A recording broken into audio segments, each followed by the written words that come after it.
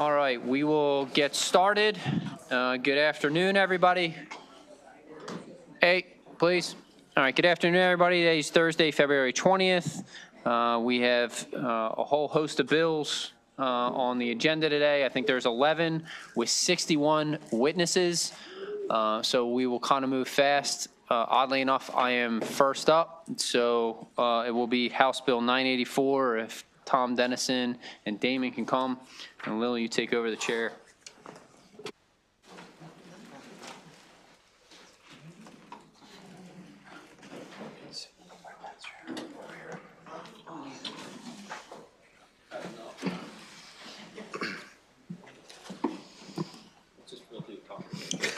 It's a good bill. It's a good bill. It's a good bill. Yeah. Good afternoon, colleagues. Madam Chair, members of the House Economic Matters Committee. For the record, Delegate Brian Crosby here to present House Bill 984, Public Utilities, Electric Cooperatives, and Rate Proceedings. The purpose of House Bill 984 is to implement a make-whole rate proceeding for certain electric cooperatives in a similar process as currently exists for small investor-owned gas companies and the munis. As established by current statute, the PSC protects ratepayers by ensuring that the ratepayers pay a just and reasonable rate for utility services. While the process of determining the rate depends on the size of the utility, utilities that are less than 3% of the total gross annual revenue of all public service companies in the state participate in the make-whole process. This proceeding allows similar-sized utilities to recoup the costs that are unable to be covered by the regular rate-making process. HB 984 permits electric cooperatives to be included in that proceeding. The litigation process for the establishment of a new rate case is often expensive and involves significant time and resources for all of the stakeholders. The result is that the costs incurred by the utility during the process of litigating a new rate case are ultimately passed on to the ratepayer. And with the passage of 984, this streamlined process will reduce costs for those in the SMECO territory. 984 also includes the use of DSC ratio as a methodology to calculate the new rate for an electric cooperative rather than using rate of return. Similarly sized not-for-profit cooperatives tend to use DSC ratio as it is the preferred methodology for indicating a company's ability to meet its ongoing debt service payment, both principal and interest. Mr. Dennison will explain the DSC ratio. In conclusion, I ask for a favorable report. Thank you, Madam Chair. Members of the committee, Tom Dennison with Southern Maryland Electric Cooperative. Thank you to the Vice Chair for introducing House Bill 984. Again, as the committee is fully aware, SMECO is a not-for-profit electric utility. We are simply asking in this bill to be included in the same part of the statute that small investor-owned utilities are allowed to pursue what is kind of known as a make-whole or a streamlined rate case process. And the delegate asked me to explain what DSC is, debt service coverage. That is the ratio that SMECO determines how much money we owe versus how much money we bring in. And we codify that DSC in House Bill 984. To my left is Damon Krieger. He's our Deputy General Counsel, and he'll add anything that I forgot. Good afternoon, Madam Chair, members of the Economic Matters Committee. For the record, Damon Krieger with Southern Maryland Electric Cooperative. I'll just make two brief points. The first is that it does, as has already been indicated, cost a lot of money, time, effort, resources to submit and prosecute a request to modify distribution rates. And all of the related costs are recovered from our customer members. So any opportunity to reduce costs is a positive. Similarly, so as a not-for-profit electric cooperative, resources are limited, and it takes a lot of resources across the cooperative to be a part of a rate case proceeding. And as such, those resources are taken away from serving, completing other tasks that are beneficial to our customer members. House Bill 984 does not request anything novel or attempt in any way to limit the authority or the oversight of the Maryland Public Service Commission, or in any way limit the ability of stakeholders to fully participate in a rate case proceeding. So that's an important note. Rather, it simply attempts to provide a not-for-profit electric cooperative like SMECO the opportunity to take advantage of an existing administrative proceeding within the Public Utilities article that is currently available for smaller for-profit and municipalities. And with that, more than happy to address any questions that the committee members may have. Thank you. Just to be clear, this only applies to the SMECO service territory, right? Yeah, they would be the only ones added in under this chop tank. It doesn't fall underneath the PSC. Okay.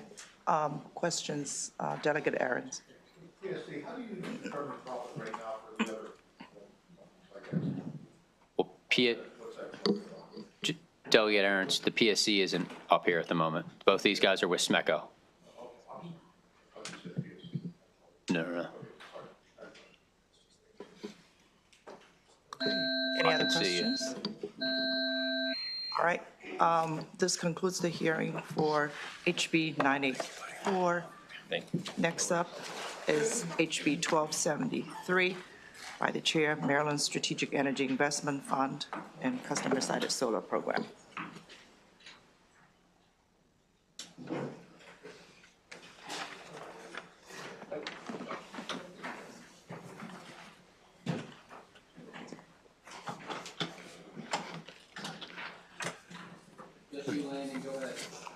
Thank you, Vice Chair, members of the committee. For the record, my name is Landon Farrig.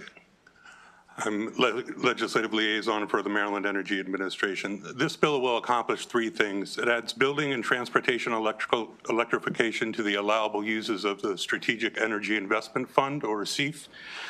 It expands the use of Tier 1 alternative compliance payments, or ACP, to include households with low to moderate income, and clarifies the definition of households with low or moderate income, and streamlines reporting requirements while better aligning those requirements with state goals.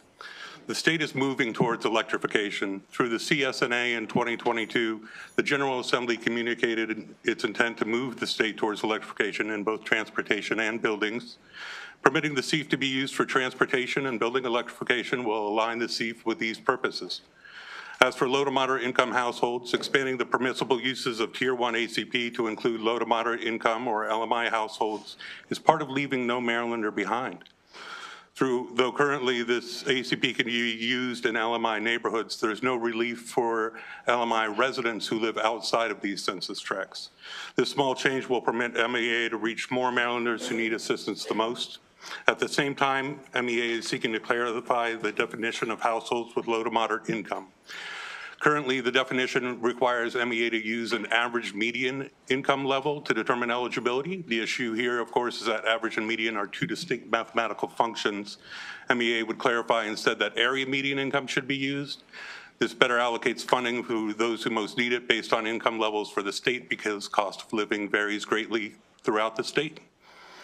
Regarding the MEA reporting, House Bill 1273 would limit detailed accounting amounts to disperse from the SEIF to those in excess of $10,000. This would significantly reduce the administrative burden of producing the report, the appendices of which currently exceed 100 pages, while still including the great majority of MEA's most significant grants. The bill also removes a requirement to identify persons of the same address receiving multiple grant awards. Though MEA is committed to transparency, the level of detail required in the SEIF report detracts from the big picture of what the report should encompass. And switching the report to include an overall estimation of greenhouse gas reductions would better align the report with state goals overall. For these reasons, MEA is seeking a favorable report. One extra note, MEA is working with MCEC to address a funding issue that was not addressed or resolved in Senate Bill 960, which passed last year. We're working with them on an amendment to this bill that would address that issue.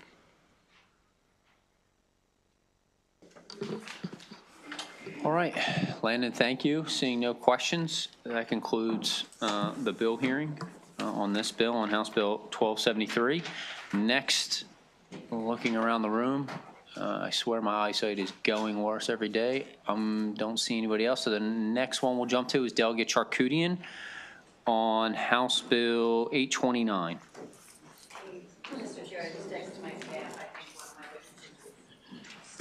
still in the hallway with the rest of them? Now we should have Brittany, Michael, and Carter.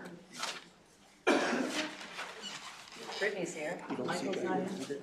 She was here. No, I don't see her. Okay, It's all right. You can start when ready. we'll just roll with it then. Yeah, we'll just do it.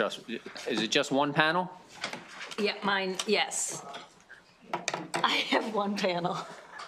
The Public Service Commission is favorable with amendments. They're welcome to come up here because I've been working with them on the bill, but thank you, Mr. Chair. For the record, Delegate Lori Charkoudian here asking for a favorable report on House Bill 829. I think there's been a decent amount of conversation about transmission in the state, and I want to say a couple of big picture concepts, and then I'll talk about the bill.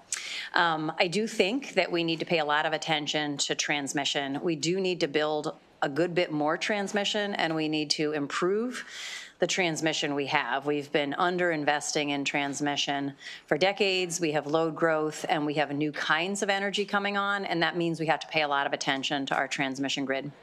But we have to do it really carefully. We have to do it really carefully because transmission is very expensive.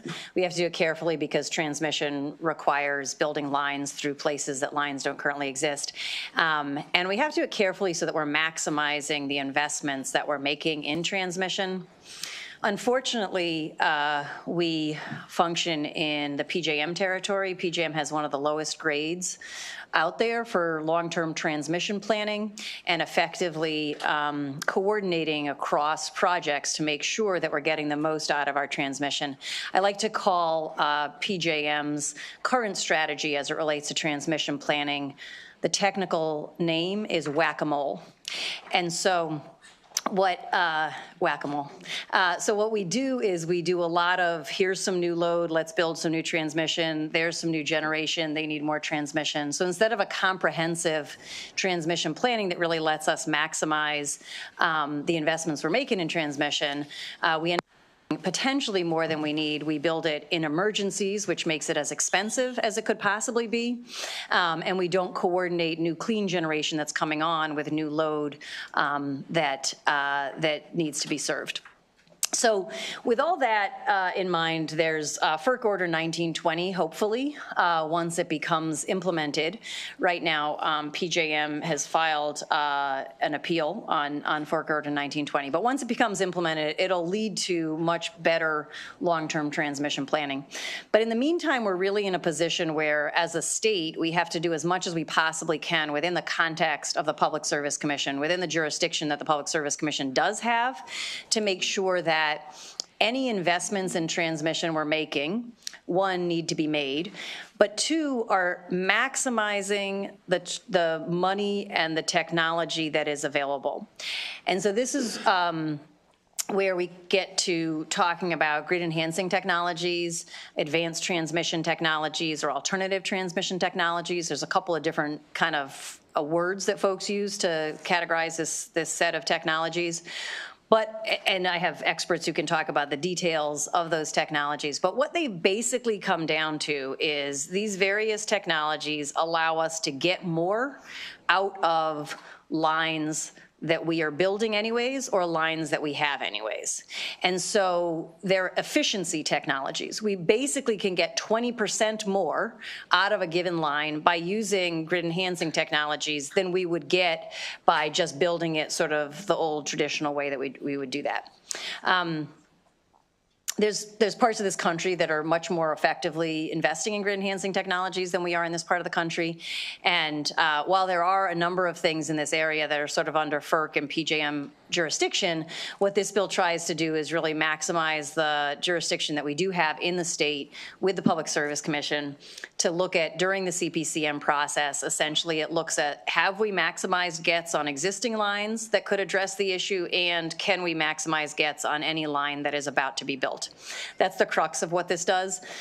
The second thing that the bill does is it sets up an ongoing review of the transmission in the state that is owned by the intrastate transmission, the stuff that's owned by and controlled by Maryland utilities controlled by the PSC or under jurisdiction of PSC, to regularly be reviewing congestion areas and opportunities to invest in gets to potentially avoid future transmission lines.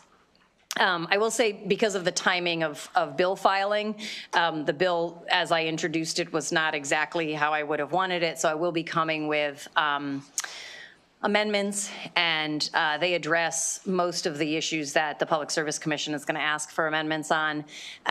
It is not my intention to slow down the process. We do need to build transmission, and we need to add gets to transmission that exists.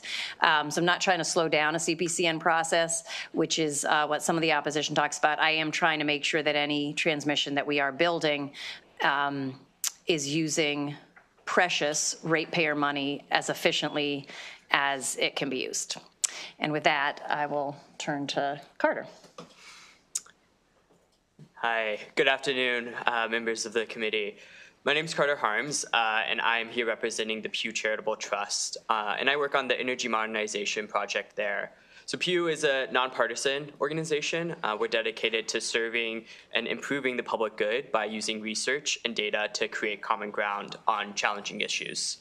Pew is pleased to testify here in support of House Bill 829, which will encourage the consideration and deployment of advanced transmission technologies, or I'll refer to them as ATTs in my testimony, to help relieve the strain on our energy grid. Specifically, Pew supports the provisions in the bill to regularly identify areas of grid congestion and develop some actionable plans to deploy ATTs to improve grid efficiency. ATTs can be quickly deployed to squeeze more capacity out of existing transmission infrastructure and help to reduce congestion bottlenecks that inhibit the flow of lower cost forms of energy, including clean energy. This congestion costs consumers an estimated $20.8 billion nationally in 2023, according to Grid Strategies. And a 2024 study from the research firm RMI showed that a subset of ATTs could save PJM consumers $1 billion in annual production costs. There's bipartisan support for ATTs, and that's growing in states across the country, including in places as different as California and Montana, in Utah and Maine. ATTs are providing essential services to help states meet short-term capacity and longer-term renewable deployment goals. If you'll pardon pun, enactment of HB 829 would enable the old line state to squeeze more power out of its old lines and provide a cost-effective near-term solution to grid congestion here. Thank you. Hello, Vice Chair Crosby, committee members. I'm Brittany Baker with the Chesapeake Climate Action Network, and we urge a favorable report on HB 2829. To move forward with the clean energy transition, we need to utilize the latest, most cost-effective, most efficient technologies.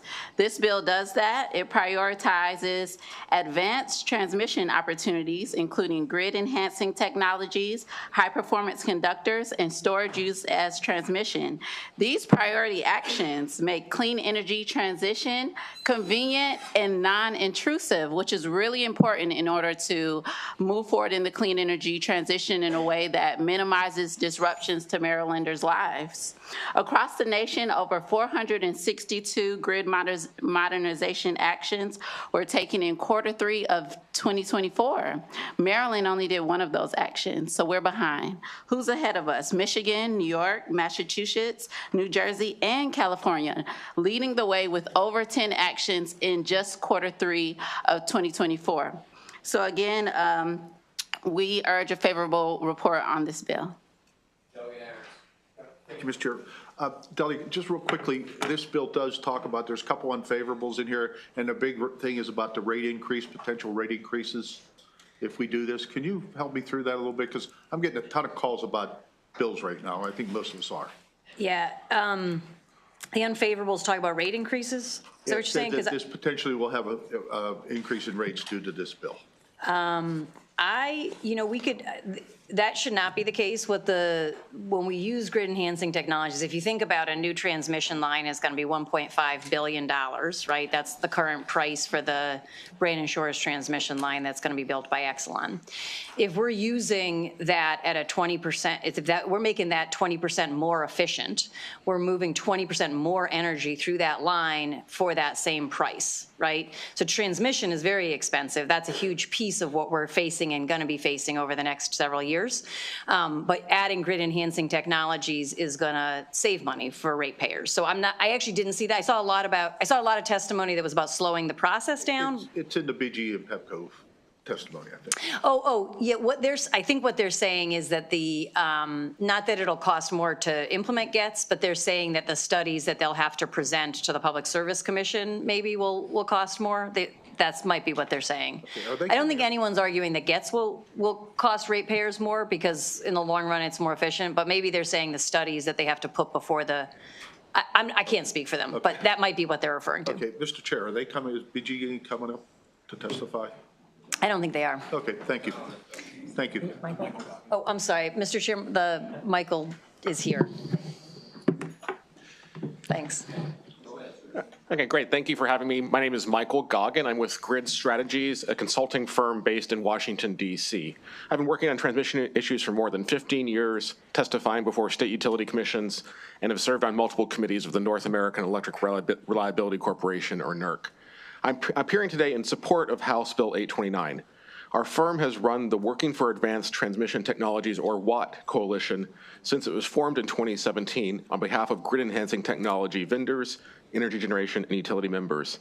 Much of my work is on building large-scale transmission lines, which is a key part of the solution, but grid enhancing technologies have an important role to play in unlocking capacity in the near term and optimizing infrastructure decisions moving forward.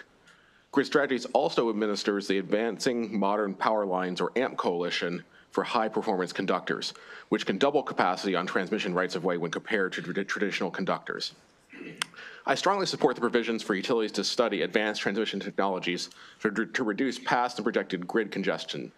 From 2019 to 2023, transmission congestion increased wholesale electricity prices in PJM, which includes Maryland, by $5.675 billion over those 5 years, so over $1 billion per year on average.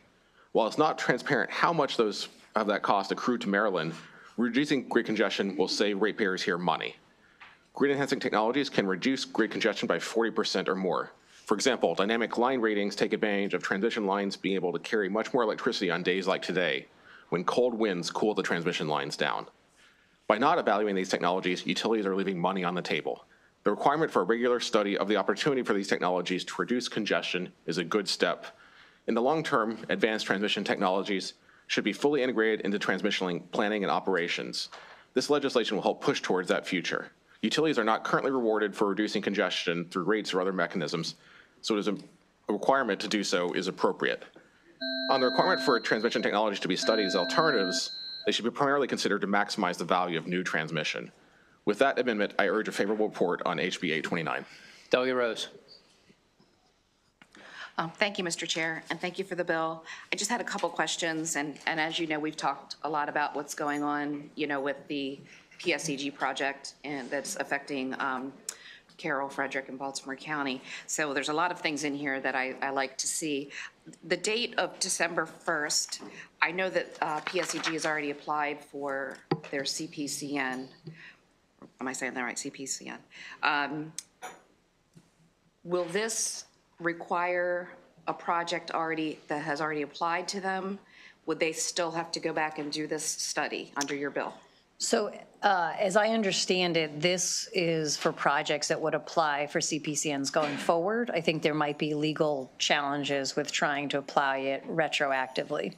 I will say that I think the legislature moving this forward now, while the Public Service Commission has a good bit of leeway right now in the CPCN process. And so while this would require them to look at these things going forward, I think it would be a signal from the legislature to make it clear that we really value GETS and advanced transmission technologies.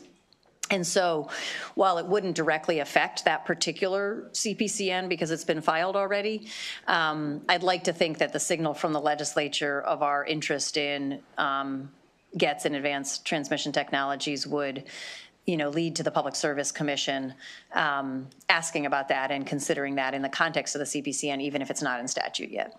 Okay. And I'm still learning a lot about all of this, and I'm reading through the fiscal note. So they've applied for the CPCN.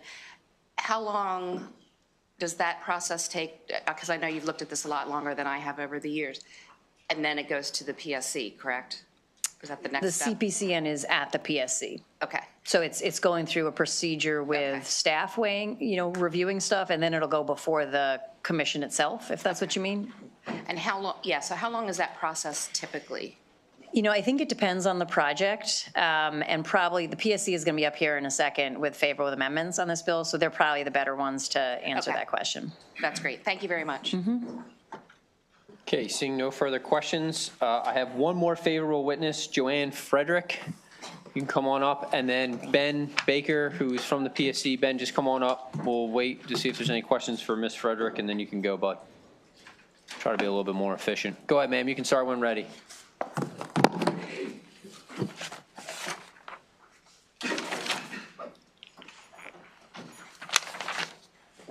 Thank you, Vice Chair, members of the committee. My name is Joanne Frederick. I'm with Stop NPRP, Inc. We represent over 1,100 people across Baltimore, Carroll, and Frederick counties fighting to save our land from the Maryland Piedmont Reliability Project.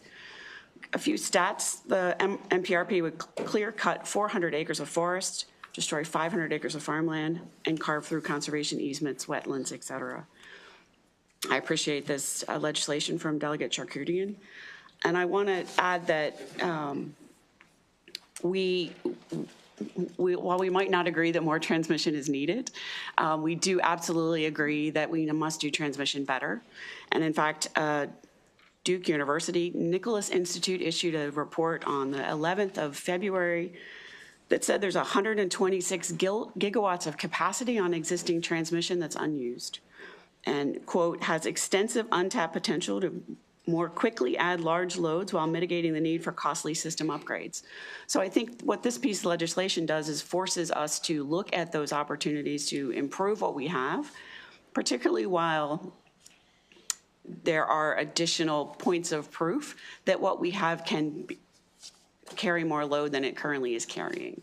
So with that, I urge a favorable report on House Bill 829. What was that number again? You said unused capacity in transmission lines? 126 gigawatts And that's nationwide? or- nationwide. That's right, sir. Okay. What about Maryland? Was not, they did not have those specifics in that bill, in that report. How they derive their total if they didn't do it by state or region? I would have to look at the Don't detail know. behind it. I don't Okay, have the answer. thank you. I'm happy to get that to you. Okay, seeing no further questions, thank you, Ms. Frederick. Go ahead, Ben. Thank you, Vice Chair Crosby, members of the committee, Ben Baker on behalf of the Maryland Public Service Commission. We are favorable with amendments to the proposed legislation. We support its goals to increase transparency and hopefully cost effectiveness of transmission projects that come through Maryland. And our amendments are hopefully to, I would say, clarify the process that we will go through with this to ensure that everything stays on time and hopefully also reduce some of the costs that we have quoted to the delegate in meeting the needs of this bill. I'm happy to answer questions, I guess, to the questions about process at the Piedmont. So usually a CPCN takes about 12 to 18 months to get through. Right now, PPRP is going through they do a pre-assessment to determine all the material is there for the program to go, for the case to go forward. So we're waiting to hear from them that the application is succinct. Once that is done, we will have a pre-hearing conference where we will approve those to intervene in the case and then set the schedule for how it will proceed and include witnesses and testimony and everything. Thank you.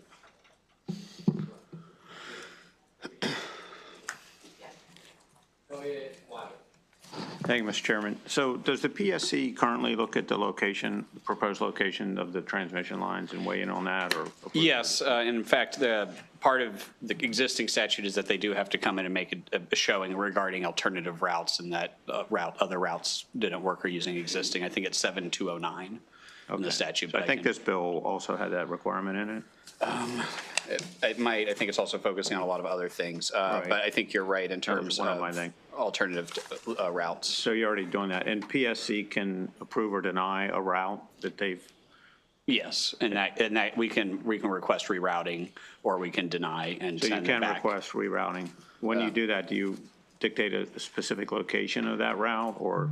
That I would have to get back to you about specific locations to know if we can, like, say this is the exact location it should go, or say we don't like this one. I would need to double check with the Yeah, lawyers on okay. that. All right, appreciate it, thanks. Yep. Just briefly, can you comment on the PG&E's comments about rate increase? Yeah, so I'm going to, two parts to it. One, if they're discussing costs in terms of the application cost increasing, then yes, I guess there's going to be a little bit more money that would have to be recovered for that. As for the other, if they're worried about cost increasing in terms of us requiring them to build something that is not cost effective, if that is true, I think we would want to work with the sponsor and everyone to make sure that can't happen. I don't think we would support something where we would be approving projects that are not less costly than what would be coming in front of us. So I don't know that I would say that this bill causes that to happen, but if they're concerned that's going to happen, I think we should all sit down and make sure that that's not what would happen in this case. And you're aware of that, so. Yeah. Okay, thank you.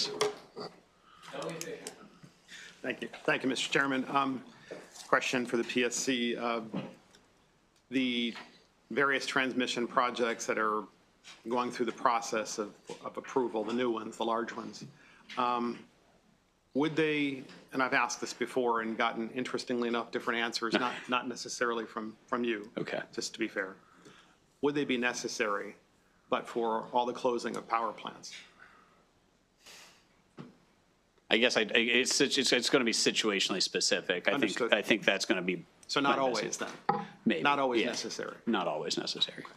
And then the other question is after speaking with one of the large power companies, they indicated that what you just said, that in a few cases, some of the power plants that were scheduled to be closed, had they not been closed, or if they were not to be closed, and perhaps changed to small nuclear reactors or what have you, even though I know that would take a lot of time, but at a minimum, not closing them, which would provide relief today, or reopening others that were closed. That power company said in Maryland that the transmission line projects would not be necessary. Let me guess, going back to your first question in terms of, I'm going to make sure I clarify that when we're doing a certificate of public necessity and convenience, we're testing for necessary. I think the question in terms of is the power plant causing this to happen? It's very plausible it is, or it's in combination with a lot of things. We need more electricity. Right, you're going to eventually, but That's the need for the transmission lines. sometimes. So I when mean, you close- I assume if they're saying we need a transmission line. Yeah. When you close electricity plants, as has been the policy of this General Assembly, you have not enough electricity. And you have not enough, and you have very high electricity bills because supply and demand aren't in equilibrium. And therefore, you need to bring in electricity from out of state. Is that pretty fair to say? If the power plants are closing and that's causing us to need more electricity to serve existing or future load, then yes, we will need to build power lines or power So the Green New plants. Deal and the climate cult that we're all, this is not you, to be fair, because you're on the, but that is literally driving up electricity prices. And at the same time, destroying farmland with solar panels as well as transmission lines. I think there's a lot of things causing that, but I mean, to each their own on what is the exact 10-4. driver. Thank you. Yes, thank you. Ben, just to clarify, the state of Maryland nor the PSC has the authority or makes the decision to close a power plant, correct? Correct. Okay. Delegate Rose. Thank you, Mr. Chair. Just one quick question. So can the PSC, can you require future projects, and I'm not sure if this is covered under your bill, future projects to consult with existing utilities to use existing easements and rights of way rather than eminent domain and taking farmland and forest areas and other conservation areas and agriculture land? Give me one. And you can get back to me with the I might need answer? to get back to you. I think this is where I'm going to make sure I got the citation right. Yeah. So, shall examine it. Yeah, so as part of an application, part of what we need to look at, and this is, I'm going to, PUA site 7-209, we have to examine alternatives to the construction of any new transmission line in a service area, including the use of existing transmission lines of another company. So that would be part of the equation to the extent, and I think it's going to be situationally specific in terms of the proposal and alternatives in terms of what we can obligate versus what might be sent back as a redesign versus what we can't force. And I think it's going to depend on the situation in that instance. But we do have, in terms of looking at existing rights of way and is that a viable option, 7209, we need to do that. Okay. And just as one quick follow-up, so in this process that you're in right now with the project that's dealing with Carroll and Frederick and Baltimore County, is that still something you can go back to them and say that they need to look at that with this project or? So I can't comment because it's down in front of us in terms of like, I can't talk to you about the specifics of the case, but they have to meet the requirements of the statute. So to the extent that application is not meeting the requirements of the statute, that could be a problem. Okay, thank you very much. Okay. Seeing no further questions, that concludes this bill hearing. Thank you both. Next, we will go to House Bill 900. Chair Wilson.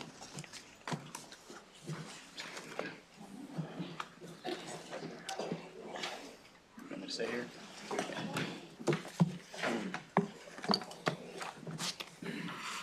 Good afternoon, Vice Chair and members of the greatest committee in Annapolis, House Economic Matters Committee. I'm here pleased to announce or introduce House Bill 900 in support of protecting Maryland's ratepayers from the rising cost driven by the rapid expansion of data centers. Why this matters is because Maryland's experiencing a surge in data center development. While these facilities may play a vital role in our digital economy, their massive energy consumption places increasing strain on our electrical grid. And if left unregulated, this growing demand could drive up costs for residents and businesses while worsening our grid reliability. HB 900 addresses these challenges by creating a dedicated rate schedule for large-scale data centers. This ensures that they fairly contribute to the infrastructure upgrades, capacity costs required to support their operations, rather than shifting those costs and burdens to Maryland's hardworking families and businesses. Maryland is part of the PJM, as you well know. It's a regional transmission organization that manages electricity markets across 13 states and D.C. Currently, our PJM is facing resource adequacy concerns, meaning the available of power generation is struggling to keep up with that demand. Soaring capacity costs and local grid vulnerabilities worsen this. The way data centers can basically make this problem even worse is because they're some of our largest electricity consumers, and their rapid expansion will further strain an already resource-limited grid without proper safeguards. It will compete with homes and businesses for the limited electricity supply, raising the cost for everyone, and some facilities may avoid infrastructure costs by co-locating near independent power sources, while still relying on the grid, forcing ratepayers to cover the shortfall. This is a targeted solution. HB 900 creates a structured rate schedule to ensure data centers pay for their fair share. These provisions include cost recovery. Data centers will sign contracts with capacity commitments, exit fees, financial guarantees to prevent these costs from falling on ratepayers if they scale back or shut down. In addition, there's infrastructure investment. They will help fund the necessary grid upgrades to support their energy demands in a gradual load ramp up period to prevent sudden spikes in demand that could disrupt the grid and drive capacity even higher. In conclusion, unchecked data center growth threatens to drive up electrical costs and destabilize Maryland's grid. HB 900 takes a proactive approach to ensure that, number one, the fair cost sharing and also supporting having the data centers support our development. I urge, nay, demand that this committee support legislation to keep Maryland's electrical grid affordable, reliable, and sustainable for all customers. I'm assuming there are no questions. Anybody want to go to judiciary? No. Ben, I know you're here for info. Did you want to say anything? Just a couple things. We can do this bill. We have authority to create tariffs today, but in terms of setting up specific policy, the guidance you would give us through this, we can do. We are asking for additional time to complete it. Yeah, other than that, we are here to answer questions. Okay. On that note, I just want to say today it's a special birthday here in ECM. Happy birthday, Delegate Mike Rogers. It's also the chair's. That's great. All right. Thanks, sir. Yeah, it's Mike Rogers as well. Okay. Seeing no questions for this panel, next we have 3 favorable: Laura Peltier, David Arndt, and Anna Griffith. All right. Oh, okay. Go ahead, sir. You can start when ready. Thank you, and I know Anna's not here today, so she has been called out on something else. Okay, go ahead. Good afternoon, Chair and committee members. Thank you for hearing my testimony today in strong support of HB 900.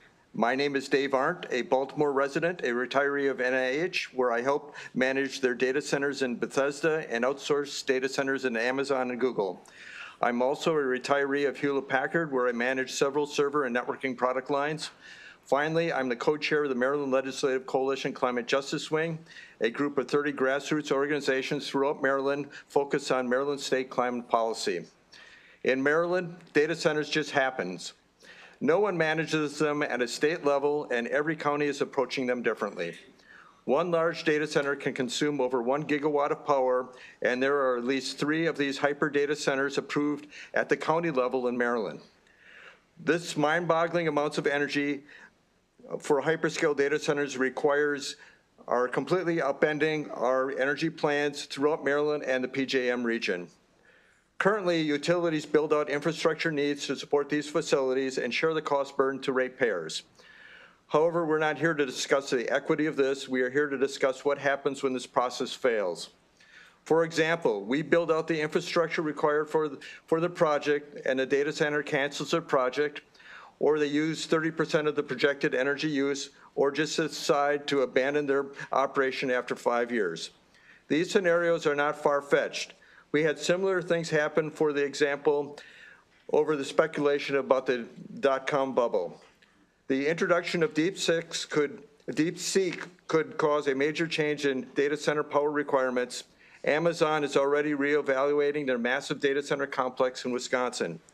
Other states with more data center experience are tackling this issue. Indiana and Georgia have legal protections for these scenarios.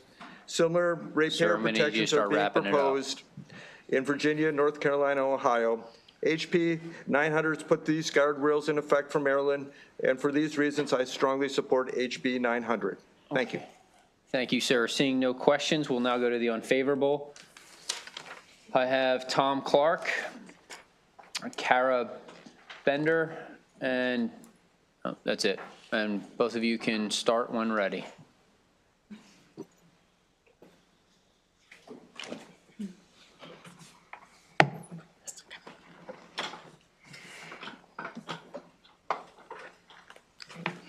Good afternoon, Mr. Chair, members of the committee. Thank you for the opportunity to speak today. My name is Kara Bunder, and I'm with the Data Center Coalition in respectful opposition to HB 900. DCC is the National Membership Association for the data center industry. Our members include leading data center owners and operators, as well as companies that lease large amounts of data center capacity. Data centers provide the digital infrastructure that supports many sectors of the 21st century economy, including artificial intelligence, financial services, advanced manufacturing, cybersecurity, healthcare, and other key industries. We support the intent behind this bill. We understand the importance in trying to protect other ratepayers. The data center industry is committed to paying its full cost of service for electricity, and we do not want residential ratepayers subsidizing data center energy use. Our concerns with this bill are twofold. First, we believe the Maryland Public Service Commission is best suited to ensure appropriate cost allocation through public proceedings that are evidence-based, transparent, and open to stakeholder participation. Utility cost allocation and rate design is complex and highly technical, and the PSC has the regulatory responsibility and authority, expertise, experience, and processes to ensure that cost allocation and rate design are fair and reasonable for all customers.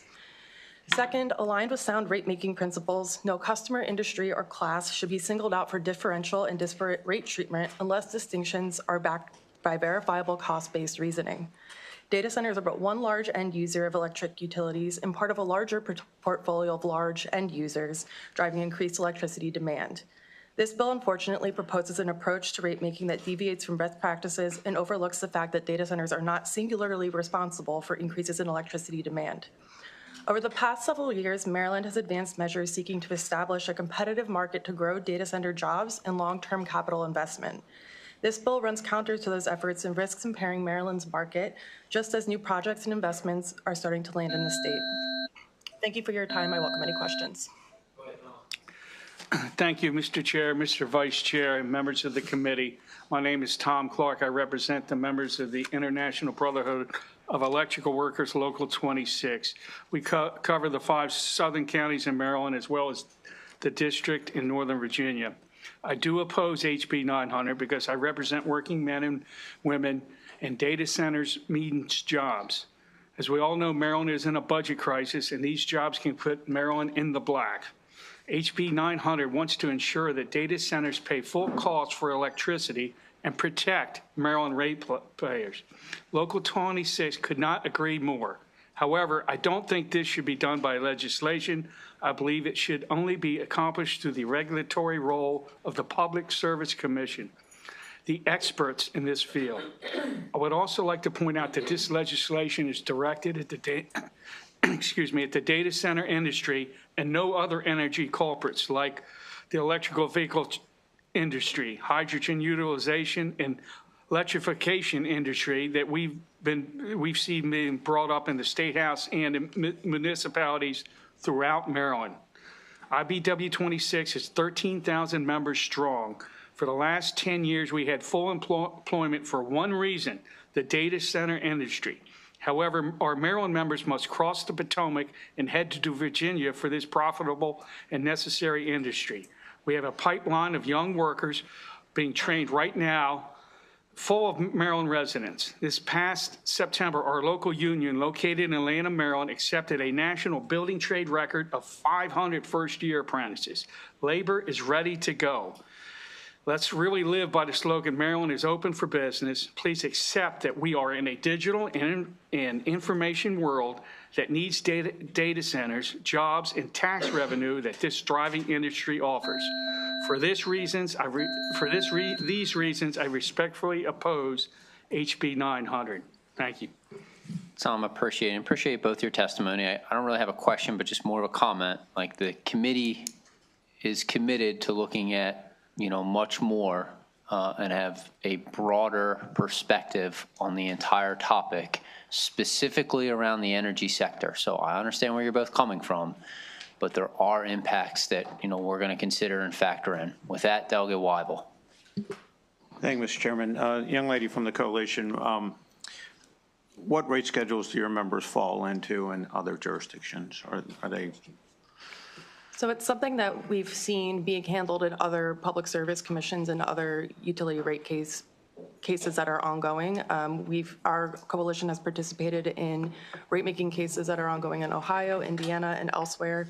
But again, our opposition to this bill is not because it's not because of the nature or the goal that the bill is seeking to accomplish. It's the venue under which it would occur.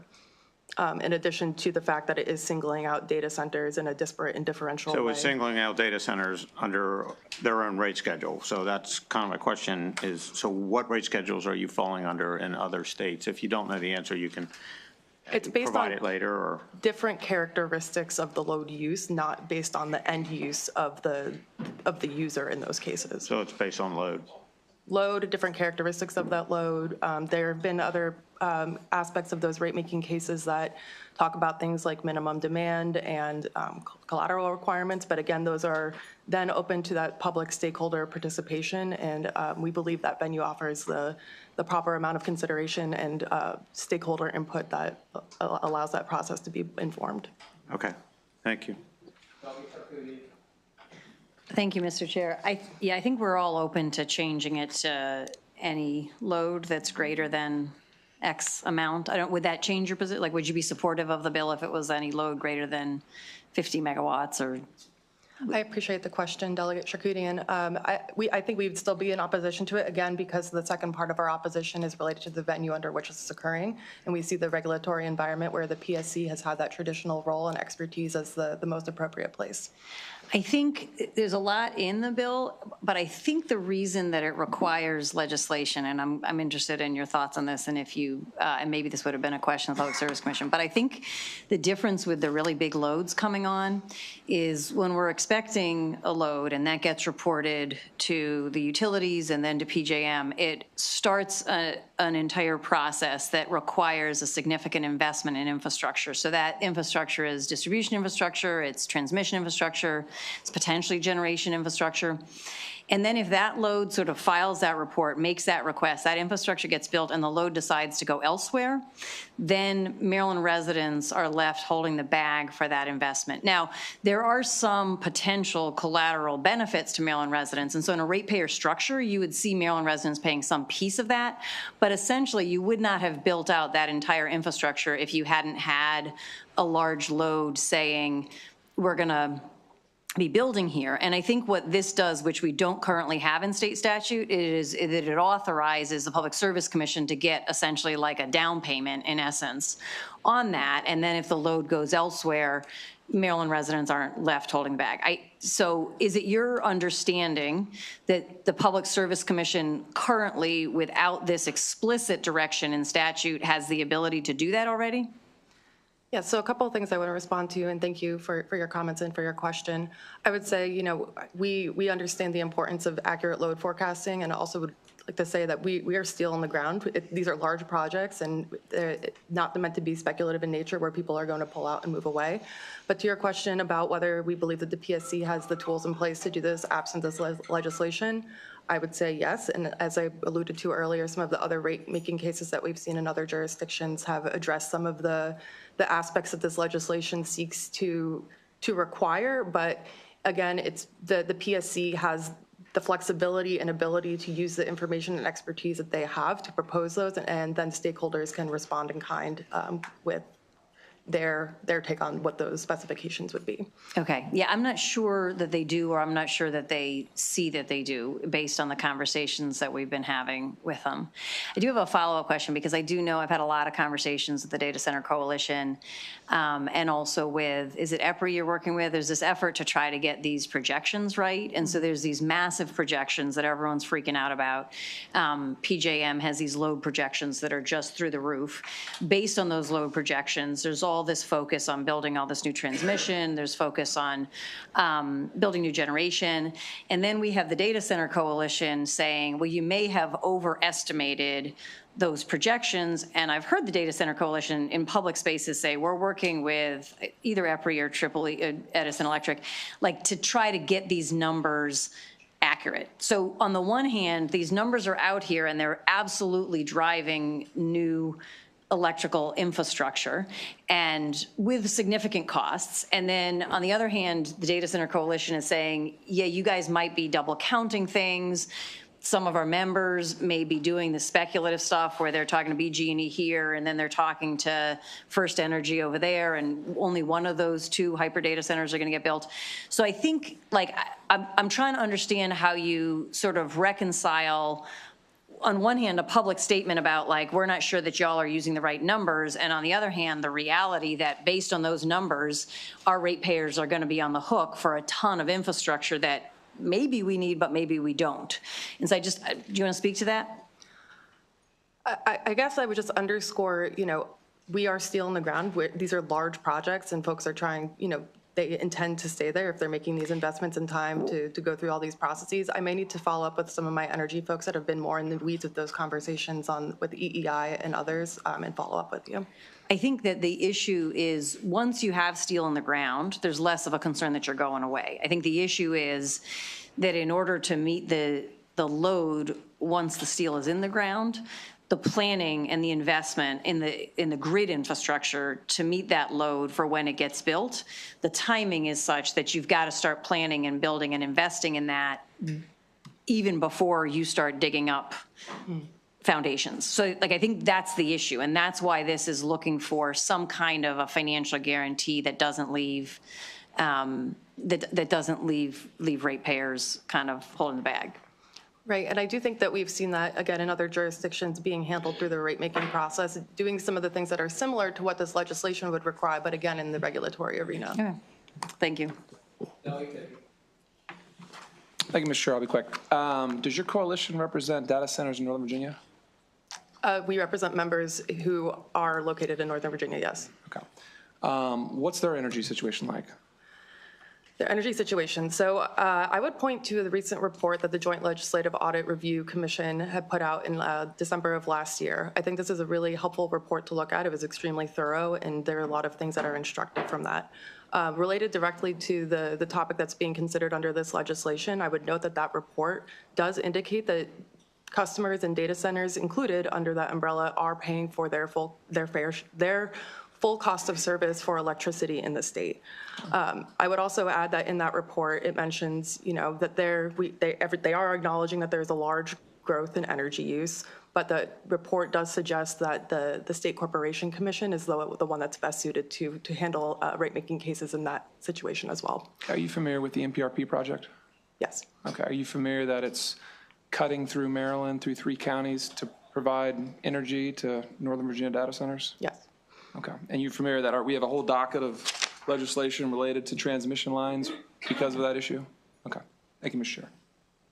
Got it. Seeing no further questions, that concludes this bill hearing. Yeah, I know. Okay.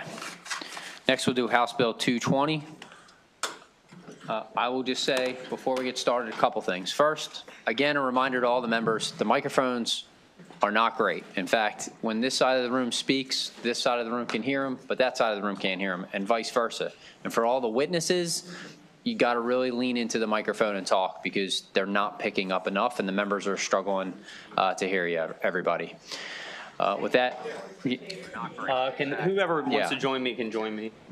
I don't know. It's a free-for-all? I don't know. I guess so. All right, if you're favorable, come on up. Yep. Hey, how's it going? 1, 2, 3. Yeah, that'll work. All right, go ahead, Delegate Stewart. All right, thank you, Mr. Chair, members of the committee.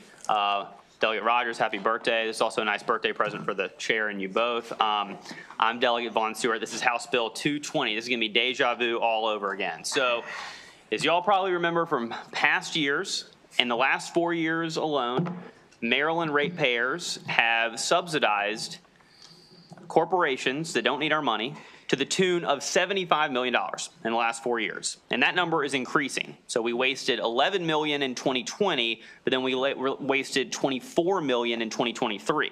We're not getting any more energy from these dollars. We're just paying more corporate welfare. If we don't turn off the spigot here, we're going to be on the hook for another $200 million by 2030. Now, these companies, as you know, are burning trash, and there are going to be a few witnesses sitting next to me and behind me that are going to tell you how it's bad to burn trash. It's bad for health. It's bad for the environment. I'm not really going to talk about that so much. I'm going to tell you about how this is bad for ratepayers.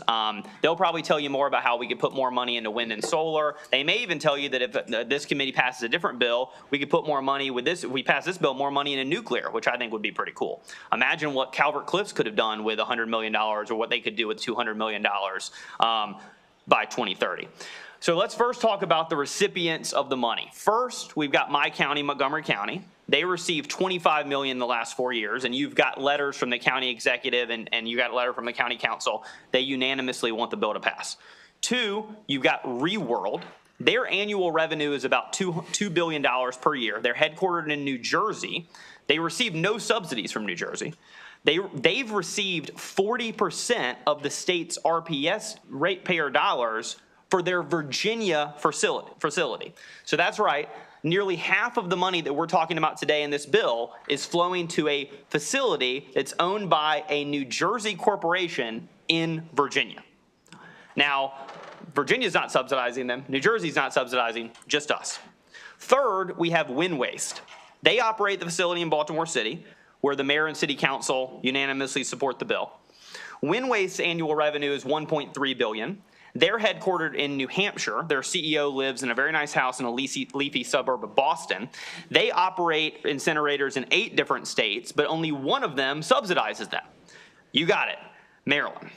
So I just want to repeat a couple points that we made in the past, and then I'll shut up and let other folks talk. So first, I want to make it clear that my intent is not for these facilities to close. I actually understand their value. This bill will not close the facilities. No, none of these companies have ever said that it will close their facilities. They may make vague gestures toward that to try to threaten us or drive fear in our hearts that they're going to close, but they won't. They've existed for decades before we ever added them to the RPS in 2004 and before we added them to Tier 1 in 2011, and they're going to continue to exist because they're very profitable and the companies that own them are extremely profitable as well. Number two, I want to make it clear that this bill will not raise utility rates for consumers. Just read the fiscal note. It says that. Number three, I want to make it clear that because this won't close any facilities, we're not affecting any jobs, including union jobs. You'll hear from some union workers at Curtis Bay Energy later that they're worried about this bill. First of all, solidarity to them. I support them 100%, but Curtis Bay Energy receives $0 from this subsidy. $0. They've never received any money from the subsidy, and there's not a single unionized worker at the 3 facilities that do receive subsidies. Not one. There's not one single unionized worker. So if you care about unions, you shouldn't worry about this bill either. And then finally, you'll hear from nonprofit and faith leaders that receive money from Wind Waste to do great work in Baltimore City. I support these people in their mission 100%. Here's where this gets really sad. Wind Waste has told these poor folks at nonprofits and faith groups that if this bill passes, then the funding they receive from Wind Waste might be threatened. Wind Waste is basically taking hostages. They're saying, okay, well, if you guys pass this bill, look at all these amazing things that we do in the city that we might have to cut off. Here's why it's sad. They're bluffing. They're not going to cut off this money. They're not going to stop funding these great people that you're going to hear from later. You know why I know that? Because I searched through Wind Waste's website all morning, and I found evidence that they spend about the same amount of money that they spend in Baltimore in all 7 of the other states they operate, where they receive $0 in subsidy. That's right, ladies and gentlemen. Let me make it very clear the boondoggle that you're being sold today. Wind Waste receives money from only one state, Maryland. They operate in several other states. They give money to community groups in all of those states, hundreds of thousands of dollars every year to community groups, which is great. I'm glad they do that. It's probably good PR, but I'm sure they mean it out of the goodness of their heart too, and I'm so glad they do that in Baltimore and all the places they operate. But here, they've called all these people up that they've given money to in the past, and they said, mean old Delegate Stewart is proposing this bill, and it might pass this year. So we need you guys to all come and tell the committee how terrified you are that the bill will pass, because then maybe your community grants will be cut off. But they're misleading them. They already give out basically the same amount of money in all the other states they operate in, where they also receive $0 in subsidy. It's sad that this dog and pony show is going to happen today. It's sad, and my heart goes out to them. They had to come all the way down to Annapolis for this, but that's what you're going to hear today. So, ladies and gentlemen, again, I'm sorry to have to bring this to you again. I'm hoping this is going to be the year that we finally cut this boondoggle off. Let's stop giving Marylanders hard-paying money to big corporations that don't need the money. Let's stop the steal. I urge a favorable report. Legendary testimony. Go ahead, whoever else is ready. Councilman Conway, would you like to go? Sure. Good afternoon. My name is Mark Conway. I'm a councilman in the 4th District in Baltimore City. I don't want to go after that, but I have to. After Delegate Stewart's very eloquent introduction for the bill, I'll be very brief with my comments. My comments are just to speak to the unity coming from the city of Baltimore, from City Hall on this matter. As noted earlier, the City Council passed a unanimous resolution just a week ago on this matter supporting this bill in the House and the Senate. The mayor and the comptroller have also written letters of testimony in support of this bill. This is something that I think the city has been working on for quite a while. This effort is in line with a number of plans and efforts that the city's been working on for quite some time, that being the Less Waste, Better Baltimore plan, that being the 2019 sustainability plan for the city, and that being a 2022 bill that passed pushing toward net zero greenhouse gas emissions. Of course, the incinerator in Baltimore has a number of issues that we've been delicately trying to manage in Baltimore around air quality, greenhouse gas emission, and carbonized energy. And we are here to support the bill, and I appreciate you for taking my testimony today. Thank you. Hello, my name is Sir James. I'm a community member of South Baltimore in Pigtown, and I'm also Progressive Maryland's Environmental Justice Organizer. I want to say happy birthday to Chair Wilson, and I also want to thank Vice Chair Crosby and the members of this esteemed committee for allowing me with the opportunity to speak before you. This is my third year testifying in support of this bill. Thank you, Councilman Conway, for testifying with us, and Delegate Von Stewart for being with us for our frontline communities. I want to point your attention to a statement that was made by Delegate Charkoudian back on November 1st in Inside Climate News. It was stated that she stated that profits and revenue statements show zero evidence to show that this bill will close the incinerator. And so there's no evidence that corroborates these assertions that this bill will close the incinerator. In addition, there's no study that shows that incineration is renewable. That's just fallacious. And in addition to that, Maryland is expected to spend over $300 million on trash incinerators from 2012 to 2030 if incineration is not removed from the state's renewable energy program, as reported in a March 2024 analysis by Public Employees for Environmental Responsibility. And this included Clean Water Action and Progressive Maryland. That's been published. And then the analysis revealed that the trash incinerators involved release is more CO2 per megawatt hour than any other energy sources listed in the RPS. In Maryland, the wind waste incinerator located in Baltimore City was responsible for the largest CO2 emissions estimated at 690,033 tons annually. That's appalling. And as a thief in the night that has been robbing our community for too long, it's time to release the shackles from the pockets of our frontline communities and pass the Reclaim Renewable Energy Act so that real green energy can get our dollars and we can start investing in green energy jobs for the future economy. Thank you for your time. Thank you. And for everybody else, Delegate Charkoudian does not need any more comments to inflate her ego any greater than it is. Comments from November, my God. Go ahead. Go ahead, ma'am. Good afternoon, Chair Crosby, members of the committee.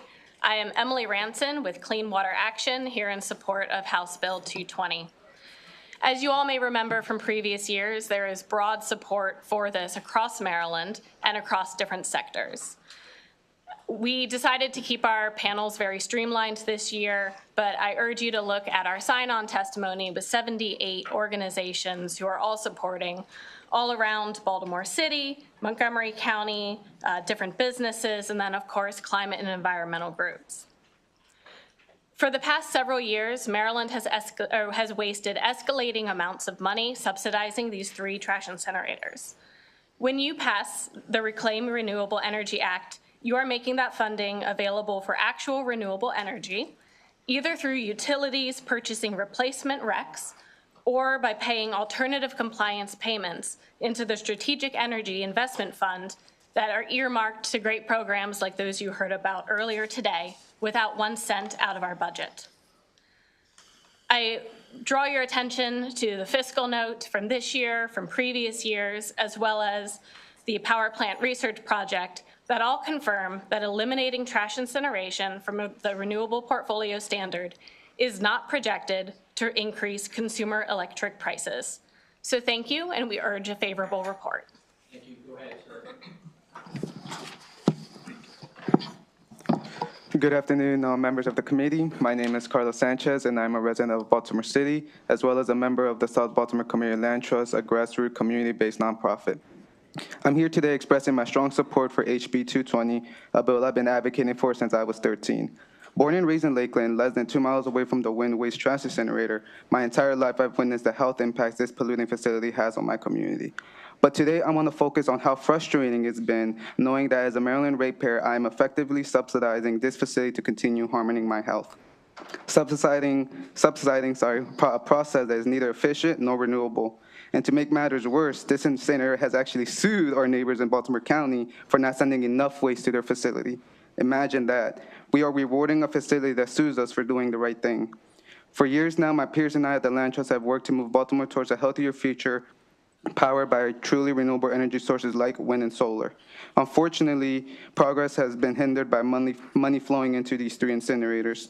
And another issue that troubles me that Delegate Stewart brought up is that using poverty as a way to keep incineration as clean, renewable energy.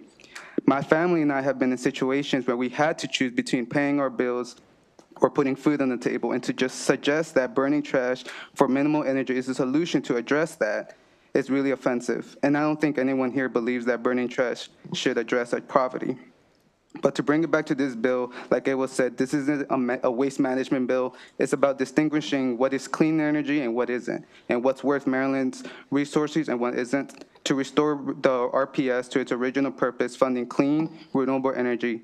As Maryland ratepayers, we deserve to know that our utility payments truly support clean energy solutions that combat climate change and improve public health like wind, solar, and geothermal, not facilities that pollute our air and harm our health. So please stand with residents, groups, and organizations like mine to restore the integrity of the RPS, and I urge a favorable report. Thank you.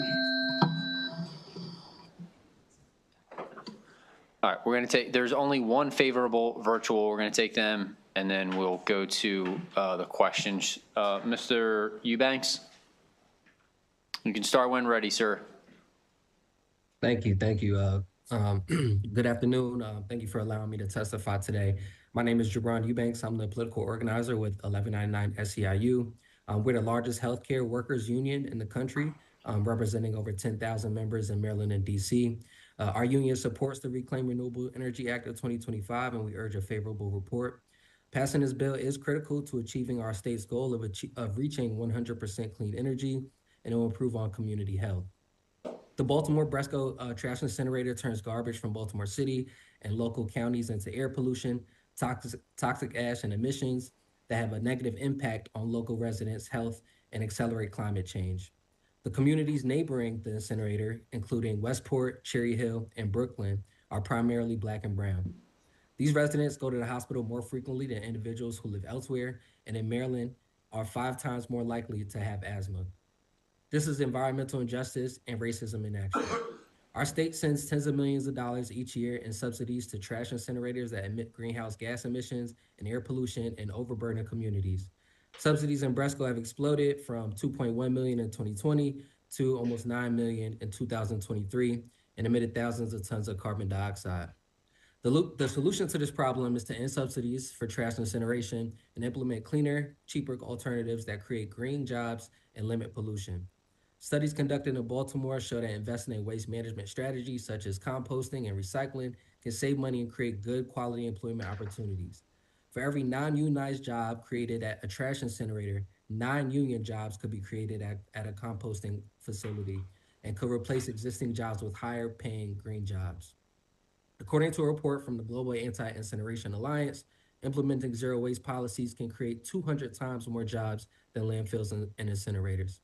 The majority of 1199 SEIU members are people of color, and as we can see, this is not just an environmental issue, but a social one as well. For too long, these communities have been taken advantage of, and their health has been at the cost. Maryland faces a dangerous staffing crisis at the healthcare industry, and passing this bill can help reduce the burden of healthcare workers, particularly those in hospitals, by alleviating the patients that flood healthcare facilities due to preventable illnesses.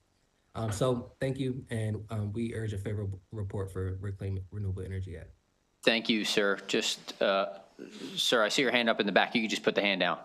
It's okay. So just to confirm, Delegate Stewart, nothing in the bill closes or forces a closure of any of these plants, correct? Correct. Okay. And then the other thing, which is different than previous versions of the bill in other years, it doesn't include woody biomass or any other. It's just straight trash incineration. Also correct. Okay. With that, we will go to Delegate Amprey.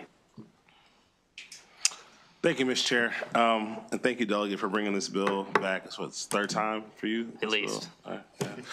So first things first, I'm supportive of clean energy. I'm supportive of our air being as clean as possible. But this, over the past couple weeks, as you can imagine, as the only guy from Baltimore City on this, on this committee, I'm getting a lot of information. Sure, of course. From all sides. Yeah, So I'm hoping today we can use this time to set the record straight on what is actually going to happen as a result of this bill, I love it. What's I love not it. gonna, we're on the record. We're Yeah, in the I love room. it. I love Let's make this happen. All right. So I know you mentioned earlier, I have a few questions here. I know you mentioned earlier about the subsidies, that we're the only state that gives subsidies to these incinerators, or through the companies that have the incinerators here.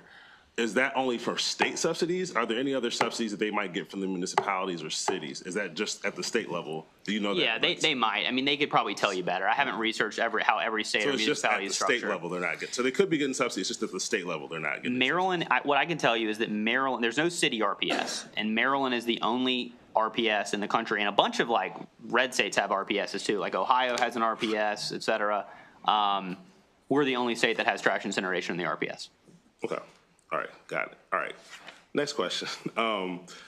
So understanding that we have standing contracts between Baltimore City and Montgomery County with these incinerators. I know Montgomery County actually owns the incinerator. Correct. And they contract out for someone to run it. So I want to better understand, how does this bill affect their contracts with the municipalities in the county? It doesn't. So when you say it doesn't, so there would be no effects? That's right. Baltimore City and Montgomery County could do whatever they want. Now, my understanding is Montgomery County wants to eventually phase this facility out. I'm not sure I agree with that decision. I'm not sure I think the waste in Montgomery County could end up going somewhere that's worse. I'm not sure. You know, I'm not a county council member, but I'm not sure about that. What I am sure about, though, is that it's a boondoggle for the state to subsidize the companies and subsidize my own county, which has said it doesn't need or want the money.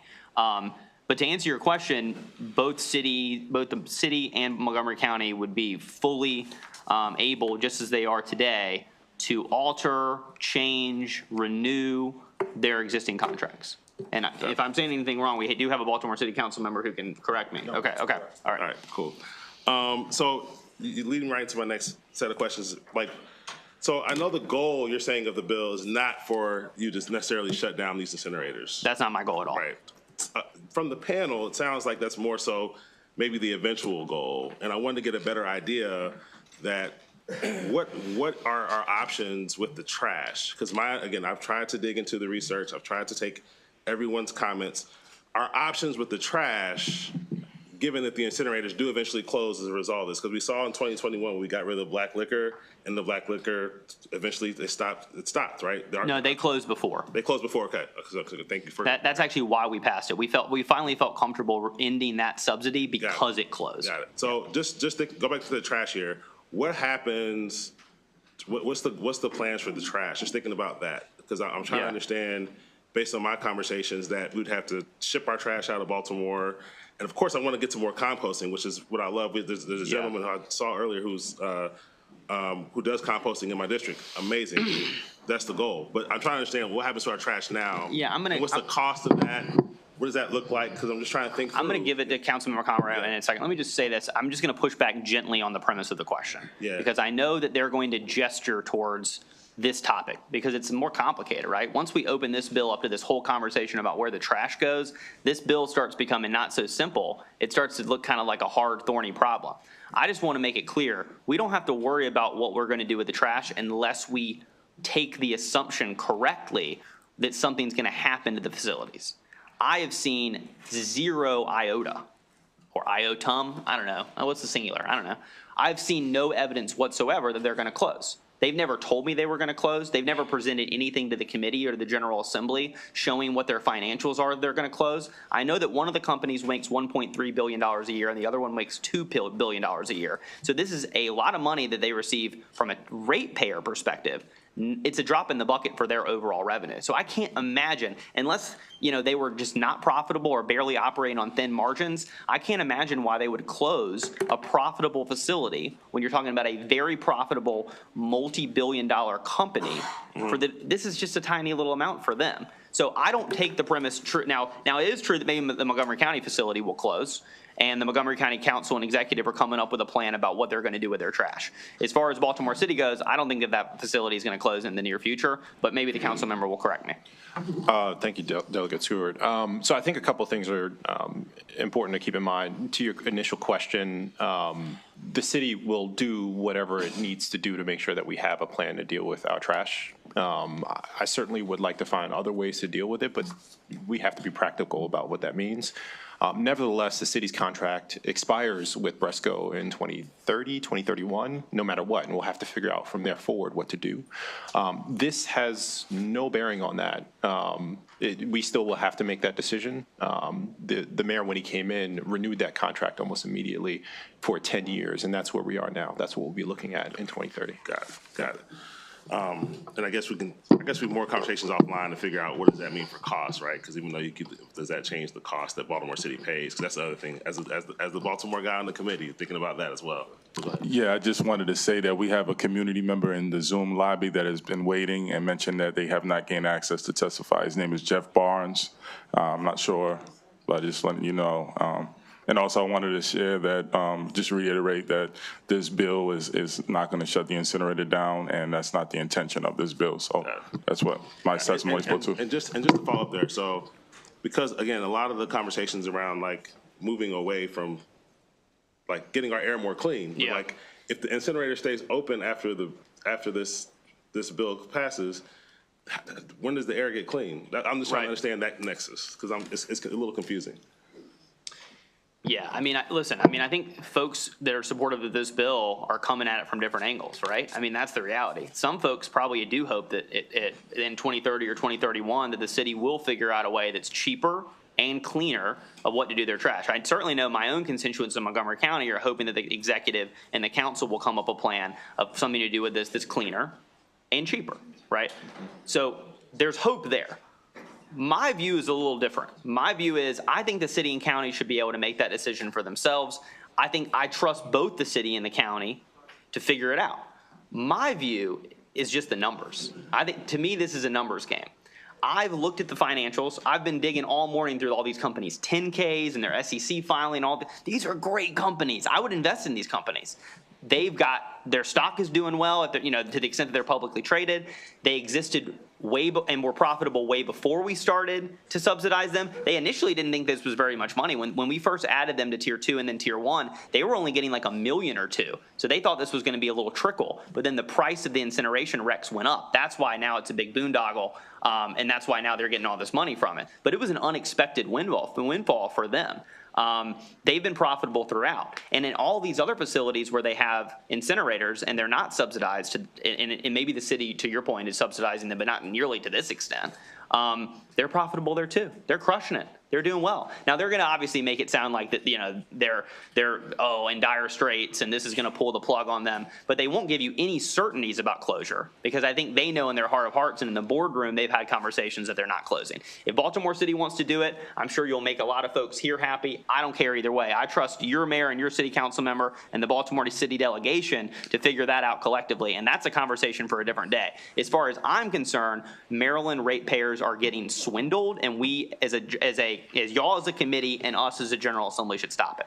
All right. That's my questions for now. We can And move off. after that lengthy line of questioning, we won't be adding a second member from Baltimore City. Delegate Pippi.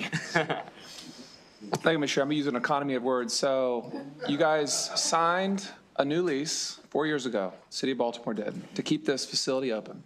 So, and because this law, as written here, explicitly states it will not impact existing contracts, which I'm assuming is the existing millions of dollars that the City of Baltimore gets every year for keeping that facility open. So by passing this bill, the only thing that will happen is in 2031, should you keep the facility open, Baltimore City just no longer gets those millions of dollars. They would stop getting the dollars earlier than that because the subsidies are a separate conversation than the contract. So again, the city council member could correct me, but the mayor and the city council negotiate a contract with the company that runs the facility, which is a totally separate conversation than whether ratepayers should give them money. Right? Like they're negotiating lots of different things. How long are you going to exist? Are you going to get city resources? Are we going to do? Let me stop you there. But isn't that like against the interest of the city? I mean, like, so this bill would essentially cut out the millions of dollars in funding that you're getting for the city, but yet force the city to keep the project open until 2031. I mean, isn't that kind of like a lose-lose for the city? I'll let the city council member. Yeah, the money doesn't come to the city. The money goes to them. So I thought there was $4 million directly that. Okay. Yeah, it goes to the company. So the city is not affected. I mean, the But contract will doesn't continue. that come off the cost of running the facility? Well, the contract is the contract. It's not going to be altered. So the contract is the contract is the contract. The only difference is, should Maryland ratepayers have less money, and should the company's shareholders have more? It has nothing to do with the city. Okay. All right. Thank you. Thank you, Delegate Vaughn. And I only wish when I come to your committee, I can be as joyful and witty as you are when you come. Well, you're too kind, but you're great, Delegate Harrison. But, you know, I'm just looking at, I mean, there've been a whole lot of words, a whole lot of talk Yeah, here. I'm good at that. Yeah, you are. Very much so.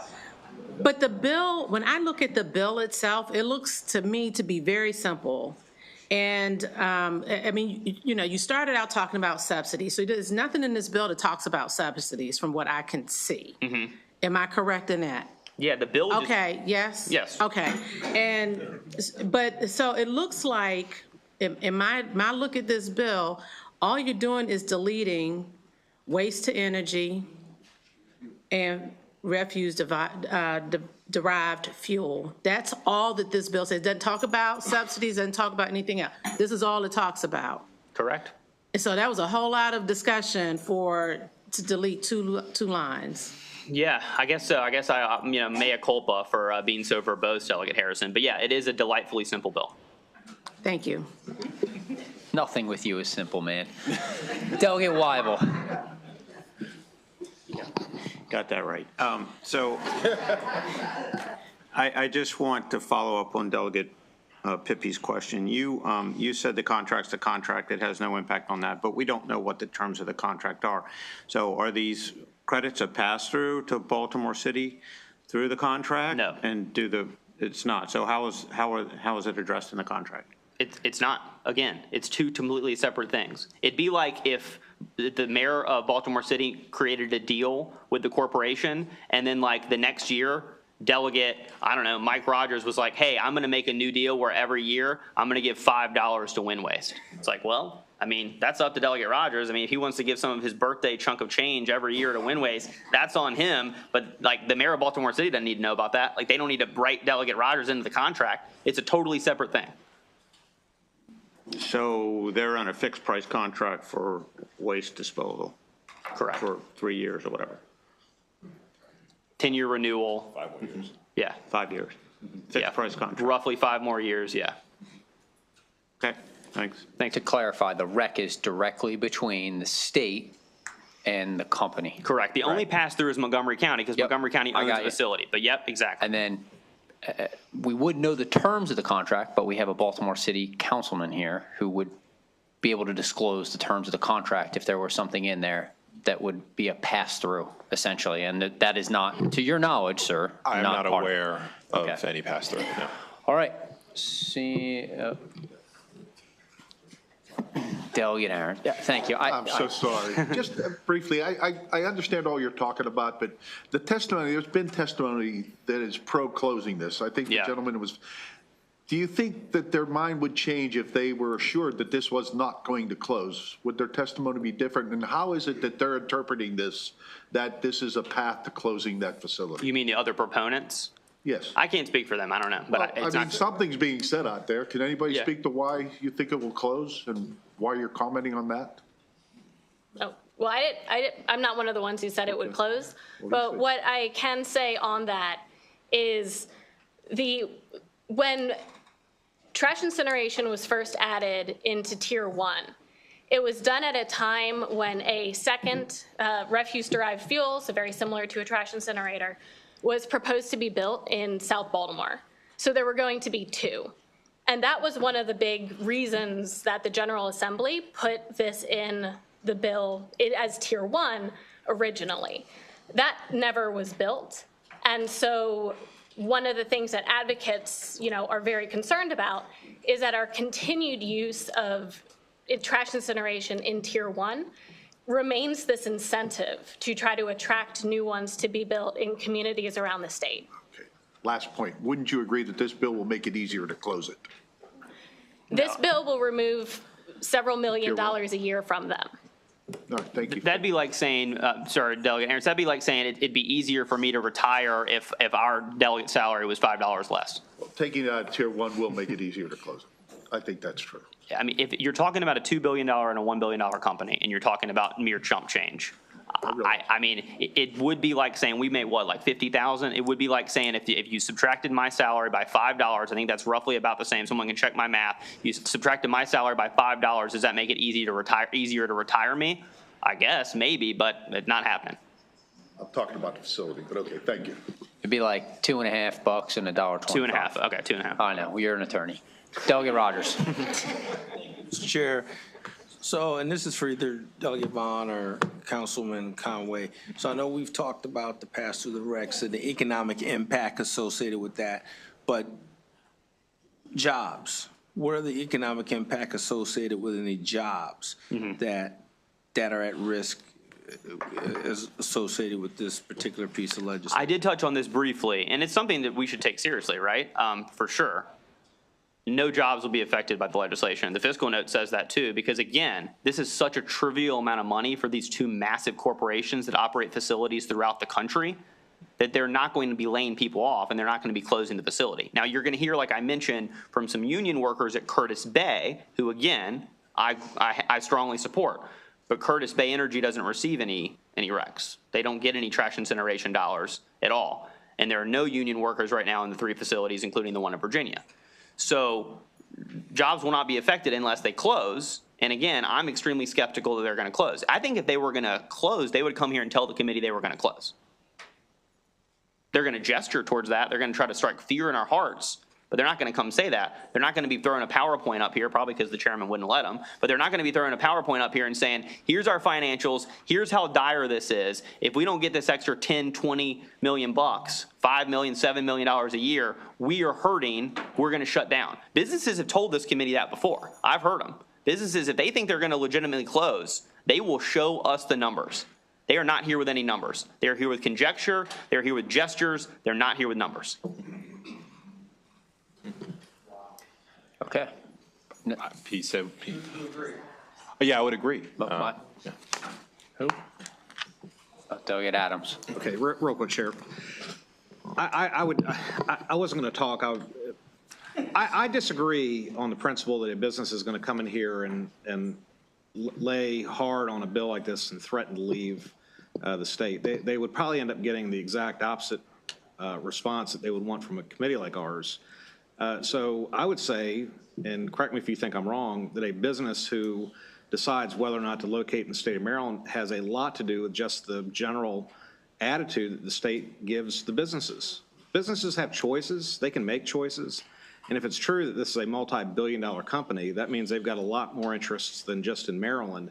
So to say that I've got this bill here and I'm not worried about whether the business is going to leave, because why would they leave? They're making money. Is a risky proposition at best, because what you're betting is that you're right and that they won't leave. But if they leave, what we're saying and some of what I'm hearing in questions is that you've got a problem. No, you don't have a problem. The state of Maryland has a problem if we pass your bill. This is what I'll tell you.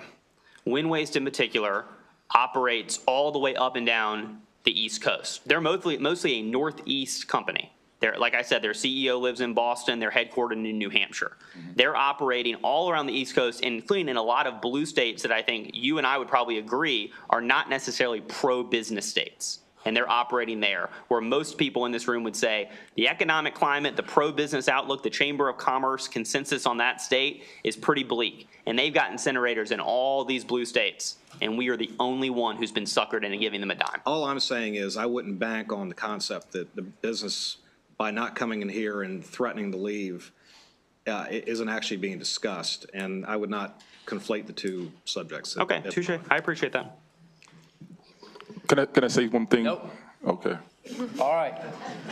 That concludes this panel. Next, we will go to the favorable with amendments. We have two witnesses, Fatima Wahid and Garrett Fitzgerald. Please start when ready.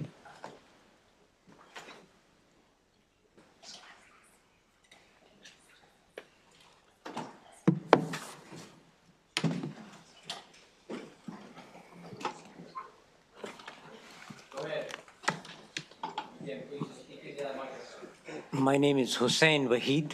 I think it got registered on my wife's name because of the email address. Okay, go ahead, sir. Yeah. I am with the Advanced Technology Acceleration Initiative of the University of Maryland, College Park, with distinguished Professor Ashwani Gupta.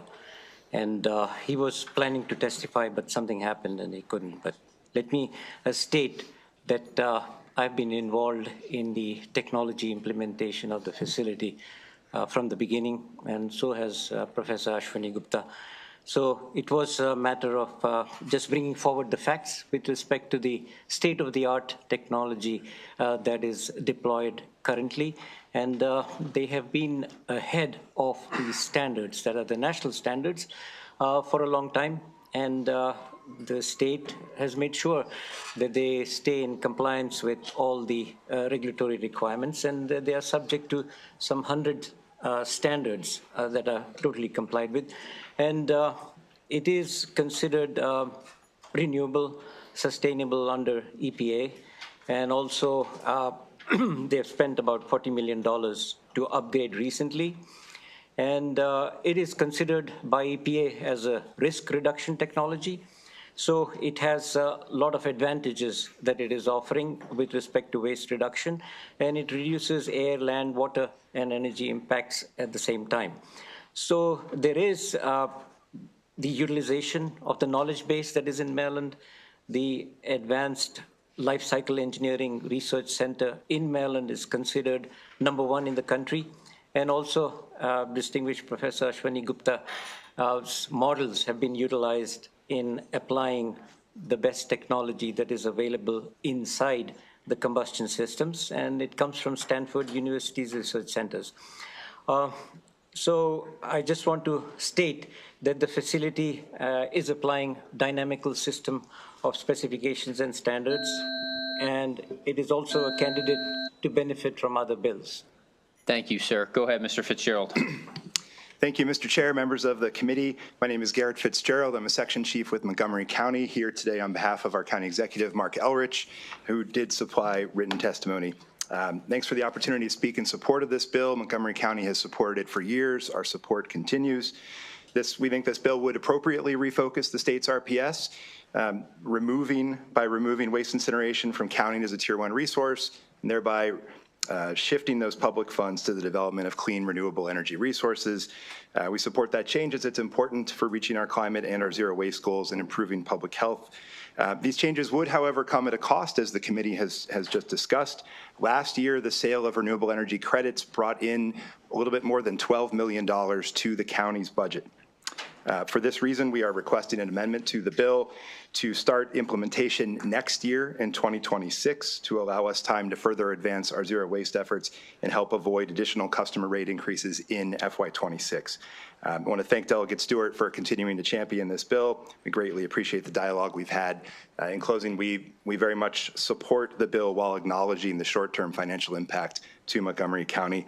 But it's important that we walk the walk and make sure that public money is going to the kinds of clean energy resources that it was intended. Thank you, Mr. Chairman. I'm happy to take questions. All right, seeing no questions, that concludes this panel. Next, we will go to the unfavorables. David Pendleton, Tom Cahill, Drew Vetter, Fraser Blaylock, and William Kelly. And there are quite a bit of unfavorables. And so a me too or not repeating testimony, is just as effective sometimes. Start when ready. Okay, I'll go ahead and start. Thank you, Mr. Chairman, Mr. Vice Chair. My name is Fraser Blaylock. I'm with ReWorld. We are the operator of the Montgomery County Resource Recovery Facility. This is the facility that helps Maryland divert waste from landfills while producing electricity to reduce our reliance on expensive out-of-state generation sources. We oppose Senate Bill 10 because this is a time for Maryland to be supporting our in-state generating facilities, not sending more of our ratepayer dollars to out-of-state generation. Removing waste to energy from the RPS will cost Montgomery County almost $13 million in annual rec revenue, and thus result in an increase in taxes for Montgomery County residents. I'm one of them. I don't think it's a good idea. I would like to correct the sponsor regarding a couple of things. First, ReWorld is no longer selling renewable energy credits from our facility in Virginia. The Virginia Clean Economy Act that was implemented in 2020 established a new RPS in Virginia, and the RECs are more valuable for us over there. So if you think that we're getting some kind of strange or unusual boondoggle over here, it's not the case. We're getting better REC revenue over in Virginia.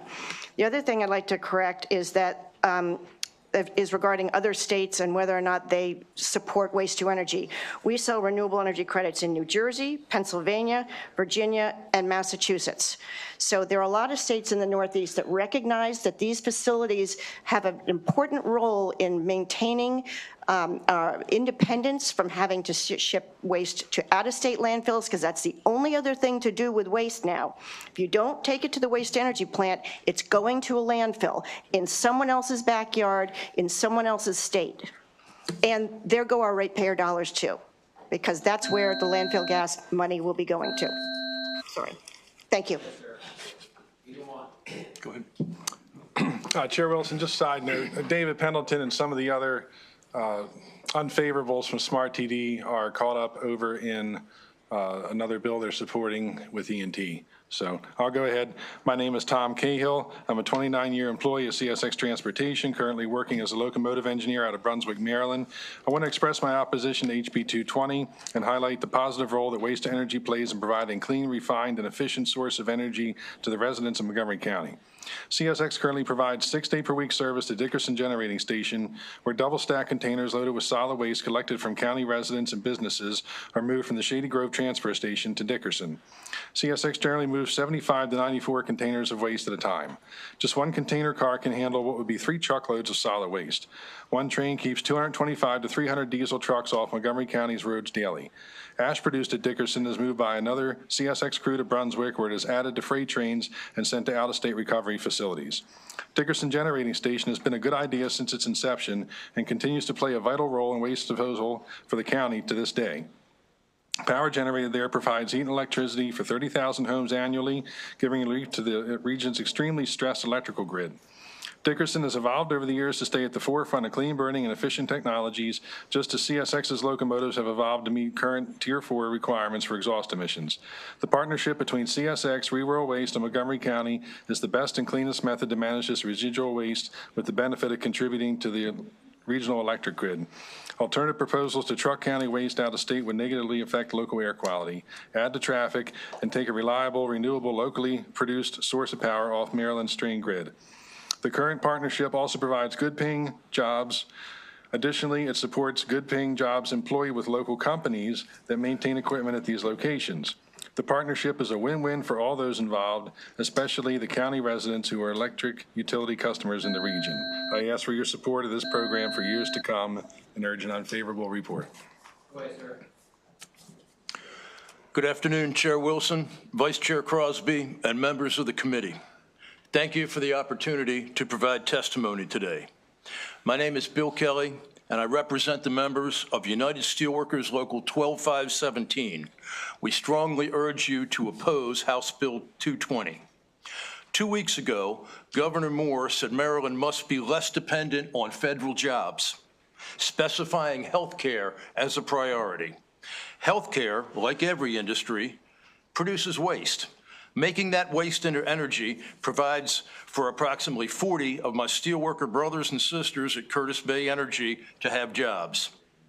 HB 2220 would change the renewable energy portfolio standard definition of Tier 1 renewable resource to exclude energy derived from waste, preventing Curtis Bay Energy from continuing to benefit from the renewable energy portfolio standard, potentially causing a shutdown of the facility.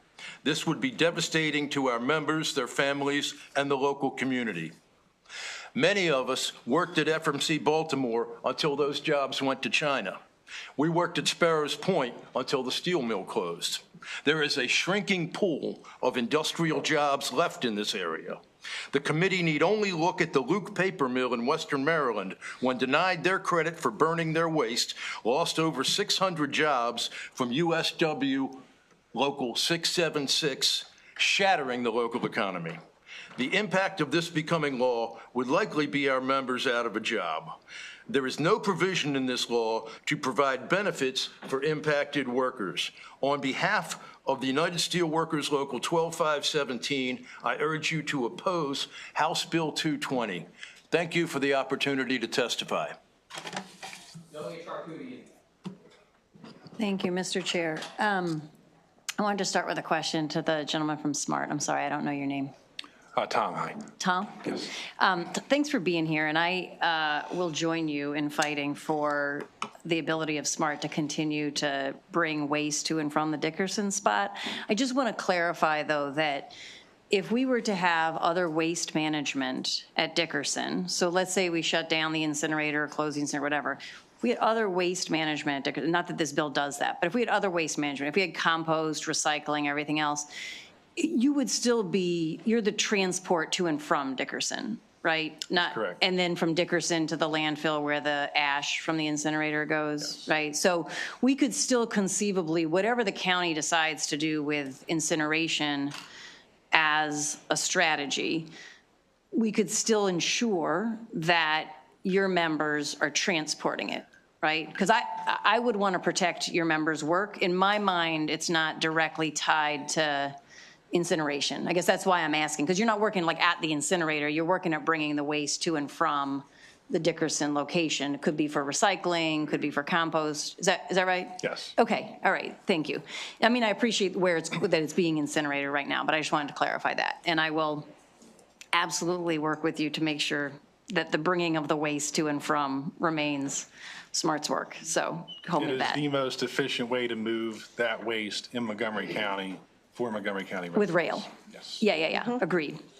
So, Frazier, I guess now I feel more confused than ever about your position, because your position appears to be that you're here as a Montgomery County taxpayer wanting funds to go to Montgomery County. Because if you're saying that we no longer, I mean, over the last 4 years, Maryland ratepayers sent $30 million to your Covanta, the plant in Lorton, Virginia. Mm-hmm. So for a while, I understood your position to be trying to protect those subsidies.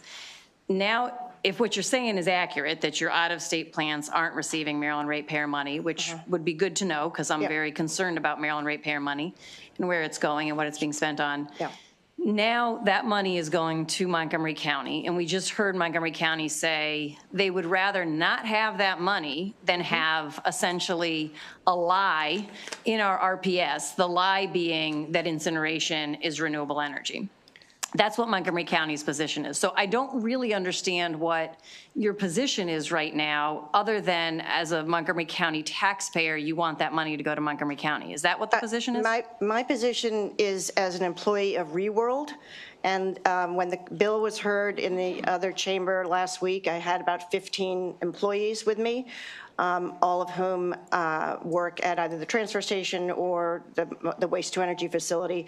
The waste-to-energy facility has jobs there that are high-paying, that require skills, and there are not a lot of outlets or opportunities for people with those skills in that part of Montgomery County. So I'm here as a ReWorld employee. That was a gratuitous comment on my part.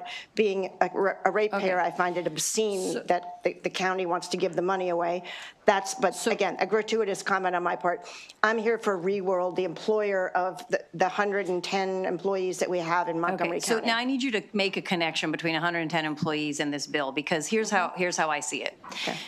Montgomery County just signed another 5-year contract with ReWorld. Is that correct? Yes, that is correct. And so if we stopped subsidizing incineration in the RPS, would that change that contract? It would not change the contract. It would not change the contract. It would change the money that Montgomery County is getting, and they're saying they don't want that money anymore. Right, they want to pass it to the ratepayers, to the taxpayers. Correct, that's what's happening. It would change that. It wouldn't change your contract. So it wouldn't change 110 employees position for the next 5 years, is that right? For the next 5 years, it should not have an Okay. impact. Montgomery County has said they want to transition at some point away from incineration. I don't know what the waste management plan is. I'm not taking a position on that. Those 110 employees, who I want also to have work, and I've been there to visit and seen the plant and met some of them, how Montgomery County is saying they don't want this money. They're saying they have a contract with you. That contract has nothing to do with whether or not incineration is in the RPS. So I'm not making this line that you seem to be trying to draw between this bill and 110 employees who I absolutely want to have jobs, but the two aren't connected. We could pass this bill and they would still have jobs. We could kill this bill and in 5 years they may not have jobs based on a contract that the county is negotiating, not a bill that Maryland is considering. The county has an asset that is going to either be abandoned in 5 years, as you say, and or... does this bill change that? Oh, most definitely. It makes the economics of that facility much more difficult. It would be a lot easier for us to put this trash on trucks or rail and send it to someone else's county or someone else's state, but we're taking care of it ourselves here and generating in-state electricity, and that should be supported by the state of Maryland. But Montgomery County... This is bigger than Montgomery County. This is the state of Maryland policy. It is the state of Maryland's policy, but Montgomery County has signed a contract with you, and that is not going to change whether or not we're subsidizing incineration. It's not going to change. It's not going to change the terms of the contract. So you'll still have a plant, and there'll be 110 people with jobs there. The county will still have a plant, and while the 5 years are up, well, I would have to say, if the subsidies go away, if the RPS, if we are removed from the RPS and it becomes too expensive to maintain that waste-to-energy facility, those jobs will go away. And that doesn't just happen overnight. People know when a facility is going to shut down. Those jobs will start to fade away. People will look for other alternative jobs, and they'll be and we all know where that trash is going to go. Some other poor neighborhood in some other state.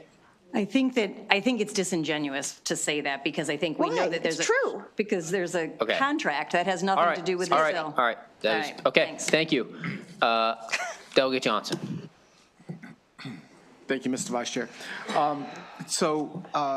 Mr. Kelly from the union, thank you all once again for your testimony. I heard the sponsor of the bill, and he came in with some a very compelling argument about what you were going to say. Now, can you explain to me about why union workers would lose their jobs? Thank you for the question, Delegate. I'm looking at prior examples, in particular, what happened to the Luke Paper Mill in Western Maryland. They used to be able to burn, I believe it's called black liquor, a waste product, and get, I believe, a tax benefit, some sort of a benefit from doing that. That was killed.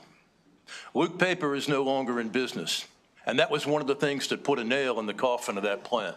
Sir, I'm going to stop you. Sir, I'm going to stop you because that's false. That facility closed before the black liquor wreck went away. So that is not a true statement. You said it now 4 times. Do not say it again. It's wrong. That's just a flat-out lie. Okay, but the jobs are not there. Not because the wreck went away. Has nothing to do with it. The two things, you keep saying that, the two things are not related. It closed, then we removed the wreck. It would be like both trash burning facilities closing, and then we removed the wreck. You look confused, but that's what happened. Okay, go ahead, Delegate Johnson. Go ahead, sir. Go ahead. The question was about the jobs. Yes, sir. I can tell you that there's approximately 60 jobs at Curtis Bay Energy. Approximately 40 of them are my steelworker brothers and sisters. I've been through this many times. I know the cost. I can tell you about the money that they put in the local economy, the tax money they pay. Delegate, what I can't tell you is a steelworker or any worker that is worried about their job when they have a mortgage to pay, when they have a child that needs tuition, when they have a family member with a health care issue. And now we have an assault on our jobs with this bill. I can't put that on a spreadsheet. I can't quantify it for you, but I've been through it, and I've seen it at the union halls. And it's very real, and it affects their mental health, and it's never a good thing. Thank you for the question. All right, thank you very much. Thank you, Mr. Chair. And after this testimony, I'm still very confused a little bit. I'm just like, what's going on here? And honestly, I wish I had like an independent authority that could just tell me exactly the truth on each side so we could come to a real clear resolution on the effects of what this bill will possibly have on jobs, what it will have on the business, et cetera. But for now, we're just going to ask some good questions, hopefully. So I think I have a question for you, Mr. Kelly, just to kind of follow up from there. I kind of want to get to the bottom of it because Delegate Stewart said that there's no nexus between Curtis Bay and these RECs being removed. So I'm trying to understand, like, how do these RECs being removed affect your workers directly? Like, this REC goes away. As a result of the REC going away, how are the steel workers at Curtis Bay affected? I'm trying to understand what is the nexus there? Because I'm trying to understand where you all come into play here, based on Delegate Stewart's testimony. Thank you for the question, Delegate. If the company is less profitable, it has less incentive to be in business. So the company being Wind Waste?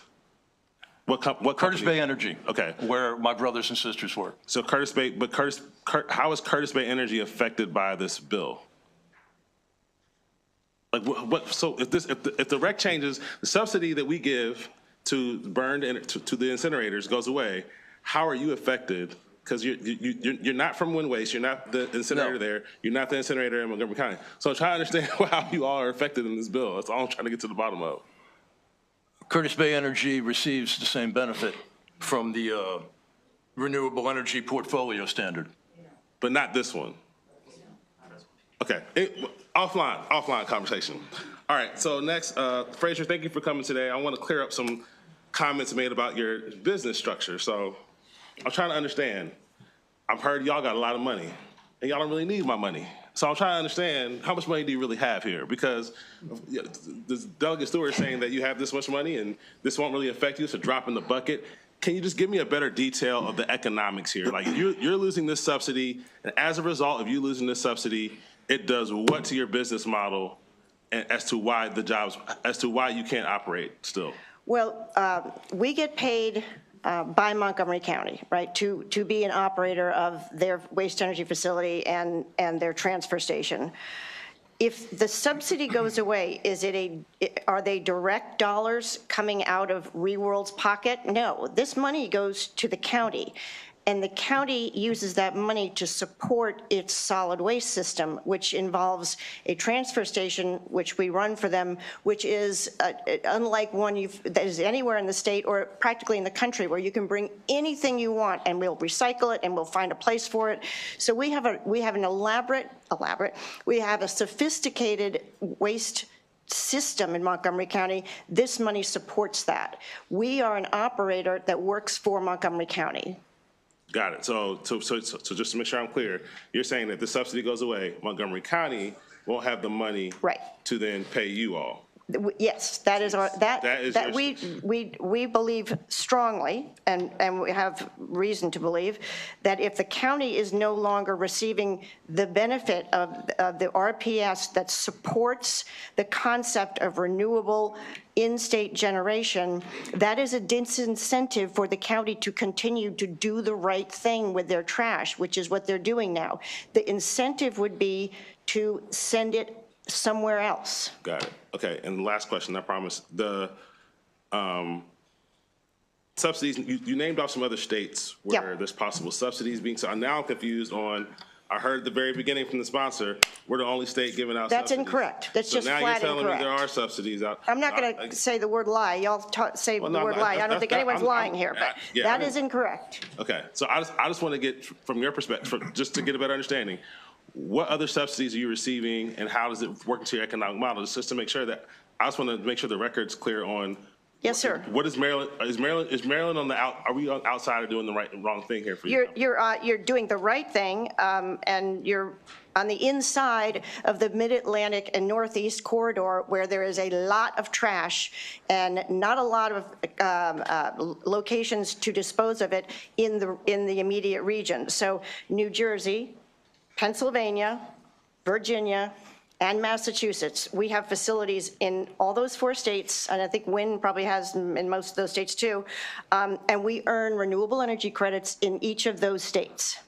So you're receiving a subsidy from those states? Yes, absolutely, unequivocally, yes. In comparison to Maryland, it's a comparable amount. Are we paying more than the other states, would you say? No, it's a great question, because it's kind of a regional, it's a regional market, if you will, for RECs. All right. In the PJM. So they all, That's all I got for now. Thank you. Thank you, Mr. Chairman. Just a real thing, because everything I read in testimony today is talking about closing. I mean, that seems to be the method, but the bill says nothing about closing. If there was a market to open up another one of these, do you think we're friendly towards your industry, or is this a sign that we're not? The uncertainty that this bill presents to in-state generators in overall is a big black mark as far as I'm concerned. I mean, if Maryland isn't going to support its own in-state generation that is taking care of another vital infrastructure need, doesn't send a good signal to business. So, no, this would not be an incentive for my company to come back and invest dollars here. Okay. All right. I appreciate the answer. Thank you very much. Thank you, Mr. Chairman. Delegate Amprey, yes, the clarification on the RECs in other states. I appreciate your answer on that. So I'm trying to understand the contracts here between the difference between you guys and Baltimore City, because the testimony was that they have a fixed price contract, there would be no increase, but your testimony says that the cost to Montgomery County residents would go up by $13 million, losing the REC. That's because I think you stated the $13 million is going to Montgomery County directly, not through you all, so your contract doesn't really. Our contract would not, the contract that we signed with them in December would not be affected. The 13 million, it's actually, it's closer to 13 million, 12 million. I know the county representative said 12 million, but it's almost 13 million. So yes, that money, which is in the budget, it's in Montgomery County's budget next year, is 10 million, because that's an approximation of what the REC value might be. And that's why they asked for a delay for a year, because this is money that's in our budget, in the count, not our, in the county's budget, which goes to support the solid waste system, which would no longer exist. Okay. I'm assuming you all have environmental controls on your plant emissions? We have the most stringent environmental controls that are available to facilities such as this, yes. They're called the MACT standards, Maximum Achievable Control Standards. It's very expensive to maintain these facilities at this high level where we are between, 99 and, we're 60% below the operating standards that are set by EPA. So they're very clean. We have a great environmental story to tell. We're as clean as the plants in Europe. We hear that, so we're comparable to what's happening in Europe. But it costs money. It's more expensive to do the right thing with your trash than it is to put it on a truck and send it somewhere else. Although I have to, if the out-of-state landfills decide they get sick and tired of taking Montgomery County waste, then counties like Frederick that are sending up to Pennsylvania are gonna be in trouble, because those costs cannot be controlled. So Washington County has a landfill. We restrict any out-of-county trash, and you couldn't bring it there. So, and my viewpoint is we'll probably never build another landfill in Maryland. Or in the Northeast corridor. Come on, guys. So do you know, does anyone done any studies on the emissions from your plan of a waste energy plant versus the emissions that would be created by all these trucks on the road and trucking it somewhere else, and what impact they have on the environment and the roads? And yes, excuse me. Yes, sir. The most important one is really the methane that comes from landfills, which is 80 times more potent a greenhouse gas than CO2. That we don't make any methane. We do make CO2, but the CO2, the methane that we offset from that would have been generated by the trash that would go to a landfill far outweighs the CO2 that we emit. So the environmental, and Montgomery County did, when County Executive Elrich first got into office, his first term, he had the county contract with a company called HDR, and they did a study on what would it cost to rail, to truck, to go, and they picked different landfills in Pennsylvania and Virginia, and their recommendation to the county executive was keep the waste energy plant open, but if you're not going to do that, build a landfill in Montgomery County, because we do have a site that's there, pre-approved by the DEP, MDE, excuse me. So either keep the waste energy plant open or build a landfill. So do they have cost comparisons of Yes. the waste energy versus landfilling it? Yes, And that was a Montgomery County study? and at the Montgomery County site. That was a Montgomery County study. I believe that the Montgomery County site, which is right next to the Dickerson Waste Energy Plant, probably is less expensive. It's probably less expensive to build the landfill. Yes, it was less expensive to build a landfill there and just start burying our trash than it is to, than to operate the waste energy plant. Okay. Kind of, which makes sense. All right, thank you. I Yes, appreciate sir. what Thank do. you. Just briefly, only because while we were discussing, obviously, whenever we hear some contentious words or, the word, we don't want anybody here to be misled. So contacting DLS. Fraser, do you know any other states? Because by our DLS people, there are no other states receiving RECs for incineration. Just did the research, don't have any other states. And this is from not these people here, okay, but for people listening in. I cover a couple of these states, like in my job. I'm just saying, could you name, because honestly, yes. To our knowledge, there are no states besides Maryland giving RECs for trash incineration. Yes, sir. Right. They probably call it waste to energy. So you maybe Google waste to energy or resource recovery or that kind of thing. But I wouldn't stand up here and say it if I didn't know it. New Jersey, Pennsylvania, Virginia. That from the good delegate who presented, by his was not an intentional mislead either. I don't question you as well. I just want to make sure everybody listening understands that nobody was misleading anybody intentionally here, and that was the research done by our DLS staffers. I do believe that concludes this panel. I want to say, Fraser, as I've told you before, the frustration really comes down to the fact that you have two counties, and I ask you this, and I've made this very clear. It's hard for us to see there when the counties in the city that you're in say we don't want it anymore. And this has been going on for since I've been chair, since before I was chair, talking to the mayors and the county execs and the county council and the folks in the city. They don't want it. They're always pushing us to do this. So when you talk about, all the benefits the city's going to lose and the jobs and all those things, and the money, it's kind of hard. It kind of flies in the face because they're saying, well, yeah, but we don't want it. So we're always, it's a tension that we have to operate in and have for quite a while. And in doing so, we and some of our members who run for re-election in these very counties and jurisdictions, they get maligned because we seem to be stopping something that the counties themselves and the leaders of those counties do not want anymore. And that's why I said about the tension that we have to operate in here, because nobody up here is a king.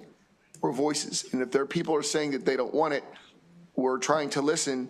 We're trying to use logic, but they've got to always be reflective of their community. So thank you very much. Yes, sir. I know we have quite a few more unfavorables. Mary Urban, J.L. Carter, Brian Perry, Trina Few, and Jay Johnson.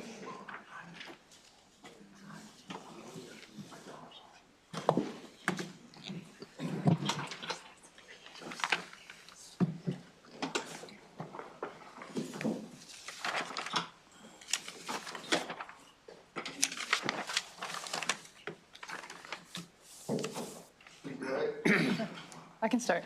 So I'm Mary Urban with Wind Waste. I'm the Senior Community Engagement and Communications Director. So questions about our charitable giving, where we give, what we do, I run it. So I'd be happy to answer what that looks like for all our communities. There's been a lot said, so I'm trying to pick and choose here to get some facts out. I think Fraser made a good point. Again, I also oversee Connecticut. They subsidize waste energy, Maine, New Jersey, Pennsylvania. So I'm not sure where that came from, but again, maybe it's waste energy versus incineration. But Maryland is not alone. I also want to just comment on Delegate Vaughn's intention that our partners have been misled or have been deceived in any way. I think that's probably the most hurtful, but I will say that we've never said we're going to close tomorrow. We've never said we're going to stop giving community money. We never said that this would happen. We did say it's a threat, right? And you have a volatile electricity market. You have a subsidy that sort of calms that, and you have waste costs, right? And so we're always balancing that. And if there's less money coming to our business, then there's going to be less money to use for good things that we do. So no one said no, no one said stop, but it did say less. And I think that's a pretty common business predicament that you're in. And those dollars count a lot for the communities that we partner with. I'll say one more thing. I think where the money's going to go is also in question. And so if people want to say, we want wind and solar at any cost, I think that's problematic, one, but I also think for the communities that we serve, in Baltimore especially, I'm a Baltimore resident, I live in Hollands Market, and I think other than that, though, that you're only targeting us. You're only targeting waste energy. You're not targeting landfill gas. You're not targeting chicken manure. You're not targeting wood waste, right? And so Maryland in 22 spent $12 million to Illinois, Kentucky, Indiana for landfill gas. Those states don't have good climate policies. They spend $17 million on wood waste in Connecticut and Virginia, or New Jersey, or North Carolina, and Virginia. So I think we just ask that if you're going to hinder a company that's trying to do a good thing that has an essential role, powers 31,000 homes with the waste that we have, that it would be for good reason. And we just don't see that, so we ask that you vote unfavorably. Thank you. Okay. Good afternoon, Mr. Chairman and members of the committee. I'm Bishop J.L. Carter, pastor of our church, and I'm in opposition to this bill, which will hurt thousands of Marylanders and the most valuable, the most vulnerable residents of our state and city. That's older adults and children, and will undermine the state's effort to produce more energy at home. Members of my congregation throughout Baltimore are facing difficult economic times. Utility rates are rising, food, housing, transportation, and more. I have more than 200 emails and letters that were sent to me by members of the community and congregation who cannot be here because they have to work, could not show up on a Zoom, and so I'm here to represent them. Much has been said about the health of the community by Wind Waste, but I urge you to look at the report and the evaluation that Johns Hopkins has done, which indicate that Wind Waste is the most efficient in the country and that they are well within the federal guidelines of a safe environment. In times like these, nonprofits need the support of their private partners to do what we're doing. Wind Waste has been a genuine partner in our community, and if this bill passes, that's going to lessen what we do in serving the community. Baltimore City stated that moving away from waste to energy would cost $100 million to expand landfills and to build transfer stations of trash. That would mean tractor trailers, trucks on the road, and the money goes out of the state of Maryland to nearby states like Virginia. If this bill passes, it does not close the facility, but it makes it hard for all of us to do what we're doing. And because Maryland does not produce enough renewable energy now, the money that is currently had will go to somebody else. I urge you, let's keep the money here in the state of Maryland, that we might continue to support what we're doing. I urge you to vote against it.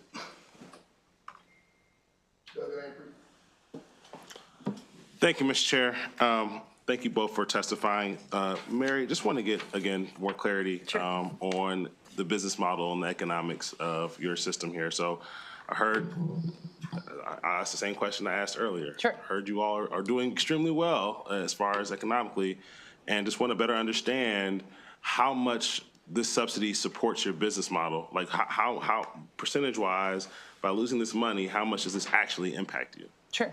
So I can say general, so the money was much lower, as you guys know, a few years ago. It's a little more. We, haven't been making more money at the plant, even though the subsidy's gone up. So, because everything else is going up, right? So if you looked at the subsidies right now or somewhere in between, it's around 20 to 30% of our profits, depends on which facility we're talking about. We're talking about Maryland right now. In other states, it's different percentages. In New York, they don't subsidize waste energy, and the waste costs alone are around 30 to 40% higher on tipping fees than they are here. So it's a significant part, right? And I don't think, I guess you all are business people as well. So if an investor knows that they can make a certain amount of money, you know what I mean, and then you pull that subsidies, you pull that money, you start pulling other things that you don't want to spend as much on. And that's usually ends up being, the things that we're talking about today, which is our workers and our staff and our community partners and the goodwill that we do in Baltimore. So how many jobs are at your facility? 85. Okay. And the other question I have, so you're saying that it's not a guarantee it will close, but it just puts it more of the possibility realm of it. Yeah, I don't think you can say it will close or it won't close because again, you have an electricity market, right, which is volatile. It's natural gas, right? So it's up and down all over the place. If you put 72,000 megawatts of power, which PJM has approved, right, and you cut subsidies, you would expect electricity prices to drop. So the money received on their electricity would drop. Waste, right, we still make money on waste and tipping fees, would have to go up. And can it go up enough and can it stay viable in the market, or do you start picking favorites and you start picking landfilling? So people find landfilling cheaper, so they start going there, which we already talked about the environmental impact of that. Right, and I think I heard just now from the minister, this would be $100 million for Baltimore City if we had to. So yes, Baltimore City in your own plan said it would cost $100 million to build a transfer station, ship it to Virginia. That's 30,000 tractor trailers that would take our waste down to Virginia. Baltimore County sends their commercial waste now out of Virginia on tractor trailers. Our contract with Baltimore City would not change, but our contract with third-party haulers absolutely would. It would have to. It would also, once the contract would be up, then you'd have to factor in these costs with how much it costs to run the facility. Got it. So, okay, this is my last question because I got more new information today. Again, every day I get more information on how this works, and I'm continue to be confused.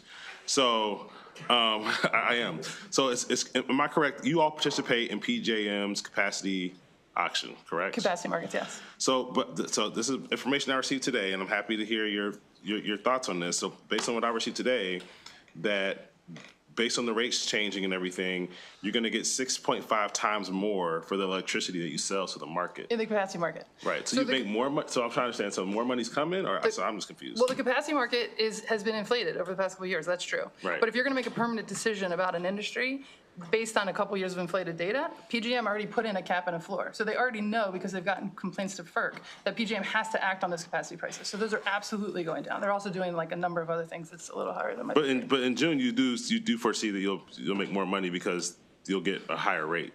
With capacity, capacity will go down. Capacity payments have gone up in the last couple of years. They will be going down per PJM's work. They're making people pay into the market. They're not letting people sit outside. They're putting a cap and a floor. That just happened last week. So the capacity market, no, that will go down. So that's what you're saying, like, will this close this tomorrow? No. Will it close this next year? Capacity should still sort of be high. But will it close this in 3 years, 4 years, 5 years? You can't really say, because again, you are going to start having to make those decisions on waste costs, third-party haulers, small businesses that we have now. We take in 700,000 tons of trash, right? Once you start looking at those economics, it gets very hard to sort of make sure that we would stay as a positive industry as opposed to being subject to a cheaper landfill or sending it to Virginia or things like that, which would then, again.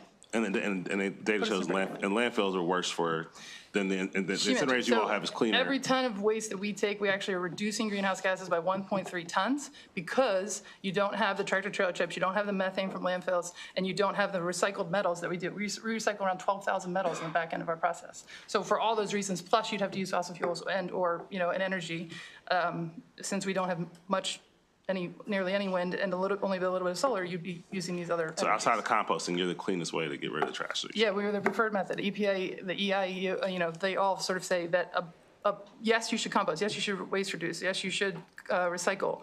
Our recycling rate in the city is still only like 20%, right? So yeah, waste energy is the preferred method to landfilling. All right, thank you. And I'm happy to have you take a tour, or anyone, please. Thank you, Mr. Chair. So much, and I'm going to try to be brief, I promise, Mr. Chair. Well, brief for me. Brief for me. First, I just want to clarify for the record that the cap that PJM just put in is $175 a megawatt. It had been at $29 a megawatt before that. So the amount that it's coming down is true, but it's not considerable. We're still going to be putting way too much money into that capacity market for far too long, and you're getting all that money. So just so that we're clear on the context for that. I guess my question is, did you have information about the other states, or were you not? So Connecticut? Yeah. I think that, I just want to clarify, though, that many of those other states, because I've been trying to look them up, incineration is in Tier 2, not Tier 1. Is that correct? There's there's a couple that are in Tier 1, but the vast majority of them, they're in Tier 2. Correct. Is that right? That's correct. So those states, even though they've kept incineration in, they're saying it's not equivalent. As in this state, we have solar, we have wind in Tier 1, we have small hydro in Tier 1, we have big hydro in Tier 2. We used to have incineration in Tier 2, it got moved to Tier 1. So it's not totally accurate to say it's the same as those other states where they're saying, yeah, they think it's kind of renewable, but not as clean as these other things. I just want to clarify, most states it's Tier 2 if they have a Tier 2, is that right? That's correct. Okay.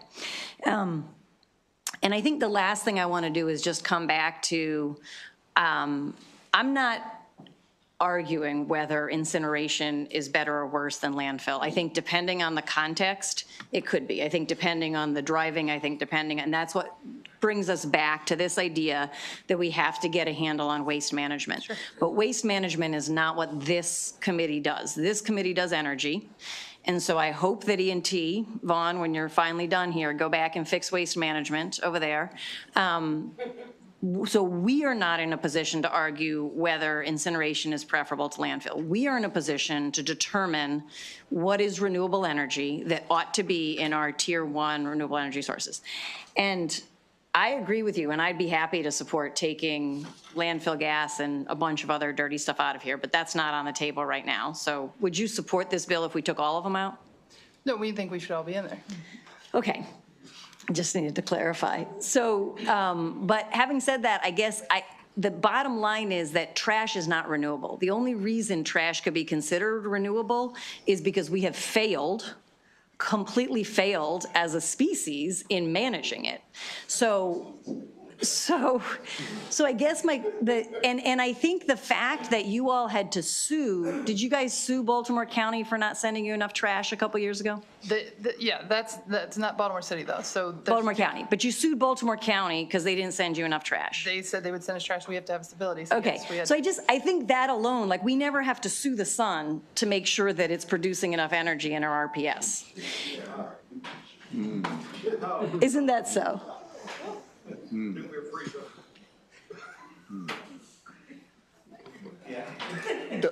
Delegate Adams. So, happy birthday to you. So the reason why waste energy is a renewable source is because there are alternatives, and which ones are the better alternatives. So I think the legislature, when we created this, decided that the alternative of doing waste energy is preferable for the environment over digging a hole and putting it in the ground. Would you agree? I would agree. Thank you.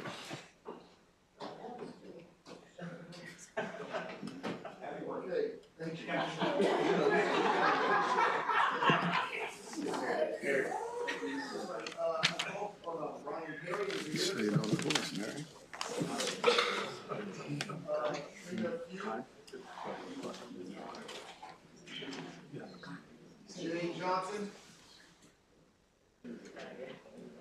Kelly Sparks.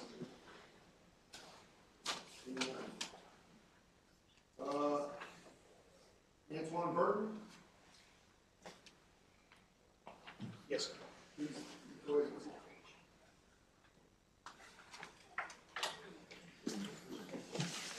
And gentlemen, sir, who are you? Kelly Sparks, sir. Okay.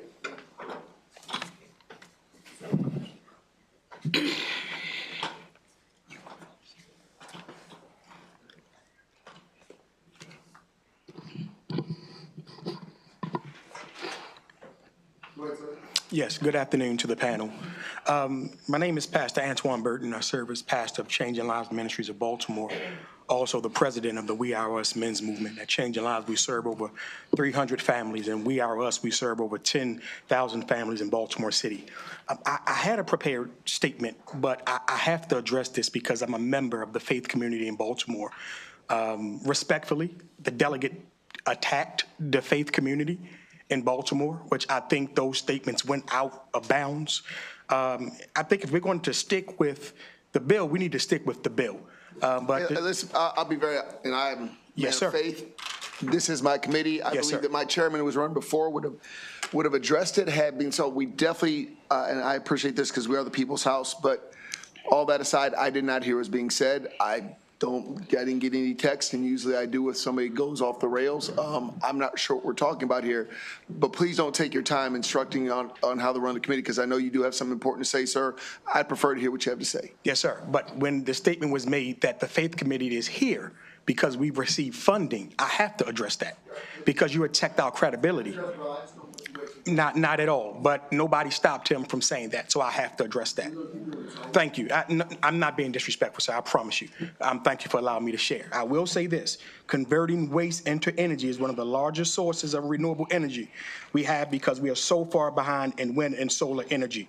Replacing waste to energy means sending subsidy money meant for wind waste in Maryland companies to out-of-state businesses that do not invest in or support Baltimore or Maryland. I will say this, this organization, Wind Waste, they do a lot for the city of Baltimore. They do a lot for the underserved communities, providing free groceries to individuals that can't get it, serving opportunities for returning citizens. They do a lot for the citizens of Baltimore. And certainly by not having them to have all the resources that's needed to continue on in the city of Baltimore will certainly affect a lot of the communities and residents in the city of Baltimore. So certainly I oppose this bill, and my hope and prayer is that we will see it to continue and see this organization continue to function in the city of Baltimore. Thank you. Good afternoon, Chair and committee. My name is Kelly Sparks. I am the CEO and founder of the Sons of Phoenix, Saving Others Never Stop.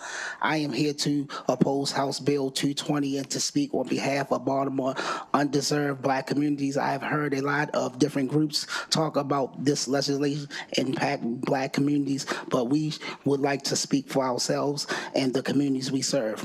Most of those from our communities don't have the privilege to come and speak or take off to be here. We are doing our best to represent a population that isn't often heard. At the Sons of Phoenix, we help get education, training, job readiness, workforce development, harm reduction, mental health and trauma. We serve hundreds of families this year alone. Pleasant Beginnings use entrepreneurship and community engagement to teach life skills and build strong communities. They serve more than 300 families each year and growing. Baltimore Brothers INC empowers youth to live lives free of violence and filled with education and hope. They serve more than 300 students who they meet with 4 times a week. They saved these young boys' lives. Mr. Hood Cleanup High's returning citizens has cleaned up more than 50 neighborhoods this year and has helped We Are Us serve more than 4,000 families receive food this year. Division Street and Black Landscape Alliance and transforming hundreds of communities with new gardens, green space, and training our next generation of Black landscape construction entrepreneurs.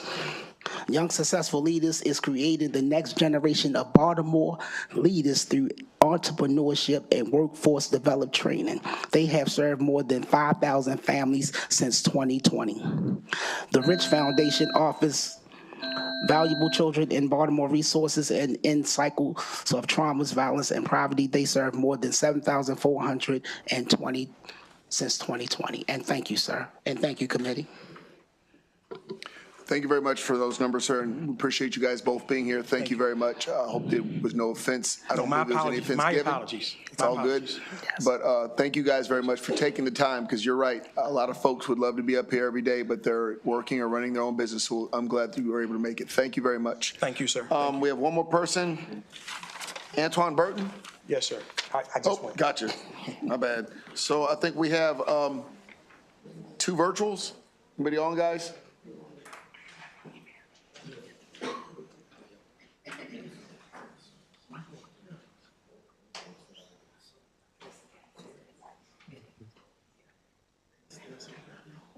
Go ahead, Mr. Dorsey, go ahead. Oh, wow. Can you hear me? Yes, sir.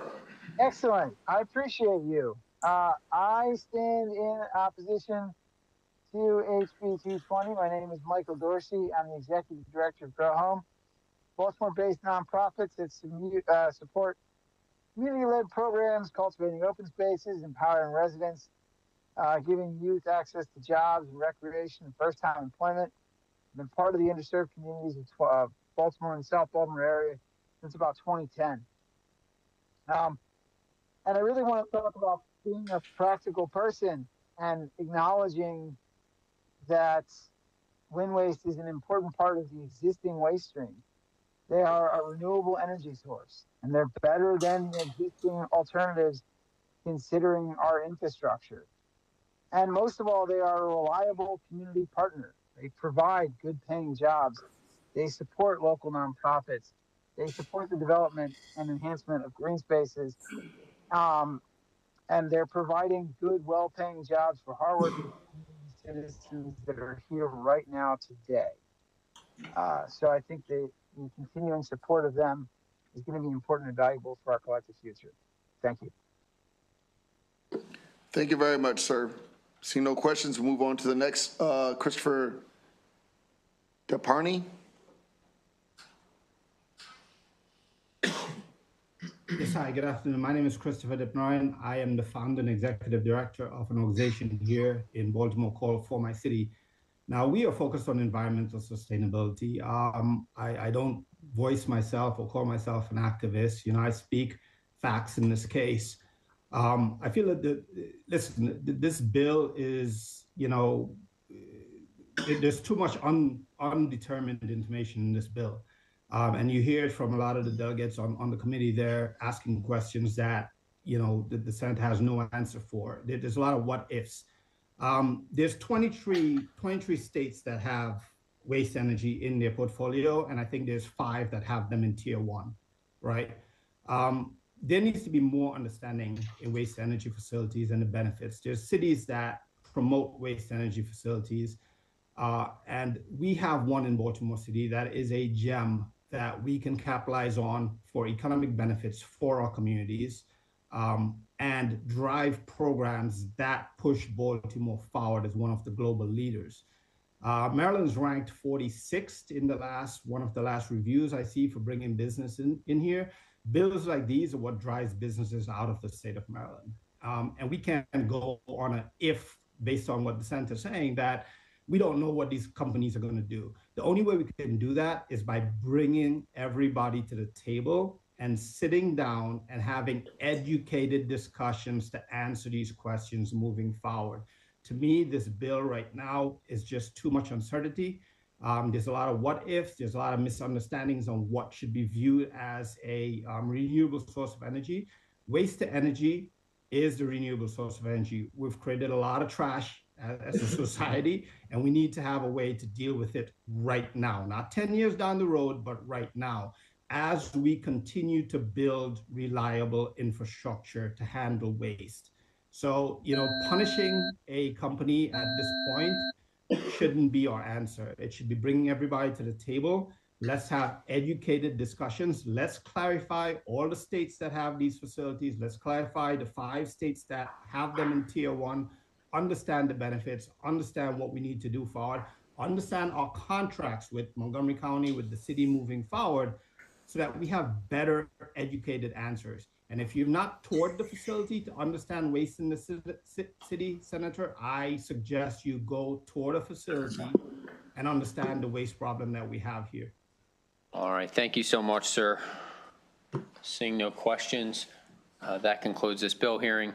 Next, we'll go to House Bill 1329, Delegate Riley.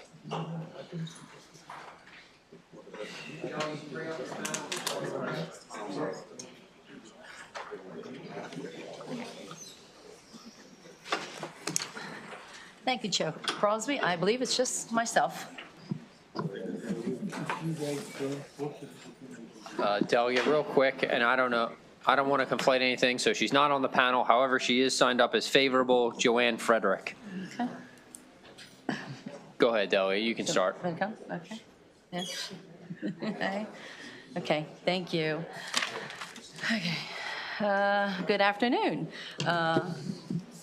Chair Crosby and esteemed members of the ECM. For the record, I am Delegate Teresa Riley from District 35A, here to introduce HB 1329, Public Utilities, Energy Generation, and Transmission.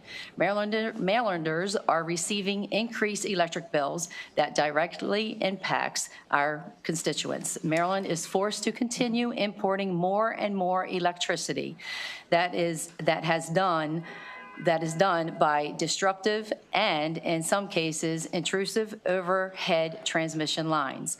Maryland needs base load natural gas generation projects to add to the grid in a rapid pace to help stabilize pricing, avoid service interruptions, and also blackouts.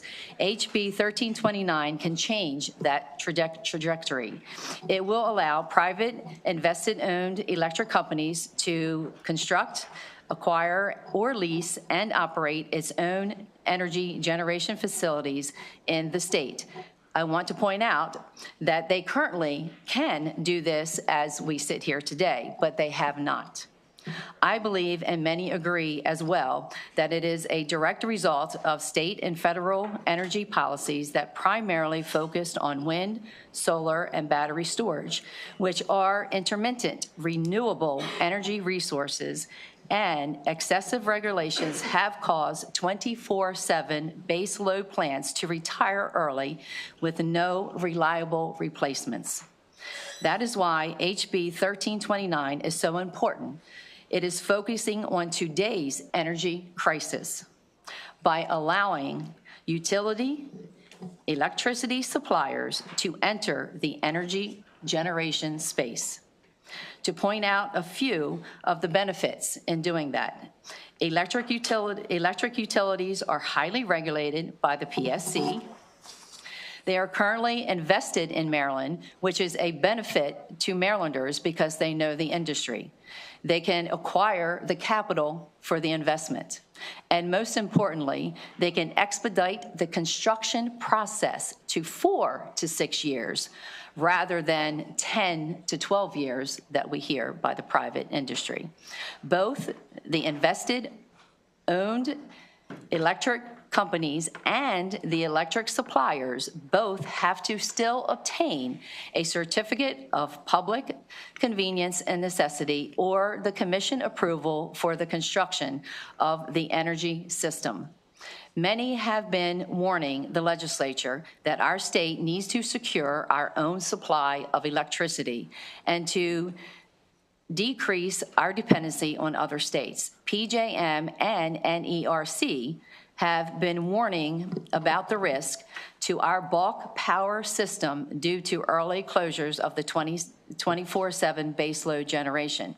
The bill also includes that we should support in the future, currently and in the future, for more additional development for nuclear energy in our state, and also encourages PJM to provide expedited interconnection process for new thermal generation resources in the state of Maryland. In closing, Maryland needs to generate its own electricity with resources like natural gas plants, small nuclear reactors, and support nuclear energy expansion for reliable, clean energy in the state, as the bill indicates. There are amendments to the bill that I have addressed with witness testimony that you'll see in your file. I believe I have addressed all of those amendments, and they have been drawn up, and they were given to the committee this afternoon. Unfortunately, we did not have those ready for to upload them to the system. I also want to mention in the fiscal note is 0. And not only is it 0, it also states that the revenues for the state and local revenues could be substantial. So that's good. And then also, it is a crossfall to a Senate bill, SB 643, and I believe that is it, and I respectfully ask for a favorable report as amended. Thank you, and I'm happy to answer any questions. Thank you. Good afternoon, Chair, members of the committee. My name is Joanne Frederick. I'm going to keep it brief.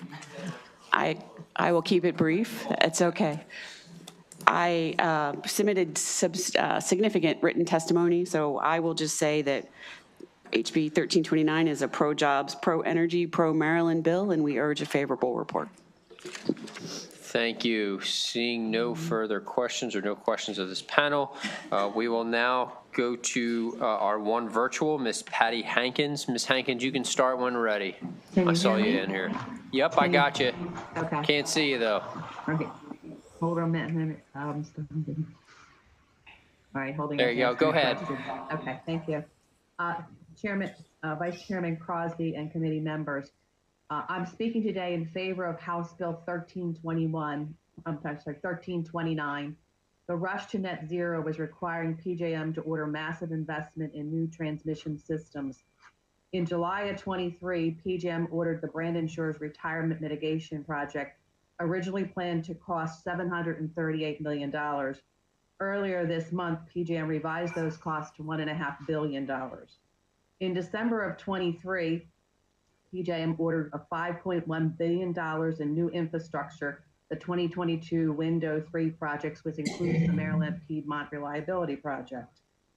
Next week, the PJM's Board of Managers is set to approve another $6 billion, even more transmission infrastructure, the 2024 Window 1 projects. In just 20 months, PJM has ordered $12.6 billion in transmission projects that Maryland ratepayers will be required to pay for, resulting in even higher electricity bills. Building ever more transmission infrastructure doesn't solve the supply crisis. PJM is just moving electricity from the have states, like Pennsylvania and West Virginia, to the have-not states, like Maryland. Every hour, PJM state import-export map documents how ineffective Maryland's energy policies are. House Bill 1329 will provide opportunity to increase Maryland's electricity supply so Maryland can become a have state, reducing Maryland's dependency on out-of-state generation. As recently as January 15th, 25, I heard Chairman Wilson express his desire for Maryland to be energy independent. House Bill 1329 will move Maryland in that direction. I urge the committee to give House Bill 1329 a favorable report. Thank you. Thank you. Seeing no questions, that concludes this bill hearing. Next, we will go to Delegate Tomlinson, House Bill 1397. Delegate, Ms. Frederick, just stay up there. Yes, sir. You're good. Is there Patrick Welch? Is that you? Okay. Delegate, you can start when ready. All right. You comfortable? I'm good.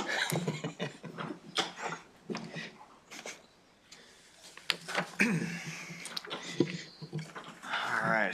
Thank you, Mr. Chair, Vice Chair, honorable members of the Economic Matters Committee. For the record, my name is Delegate Chris Tomlinson. I'm testifying on House Bill 1397. This committee is probably more aware than just about anybody in our state that we are in a pretty bad spot currently when it comes to energy. Outside of the budget, I don't think there's an issue that's more important this session than energy. As a state, we're using more energy and generating less energy. As a result, our state imports over 40% of our energy from out-of-state generators. And there's two paths at this point that we can go down to get out of this energy crisis. We either need to start generating more energy in the state, which I hope we do so, or we need to import more electricity, more energy from outside of Maryland, which generally means more transmission lines. I hope that we go with option one, and the governor and the Senate President, the Speaker obviously have some bills in that are looking at increasing generation, whether it be nuclear or even natural gas is being talked about.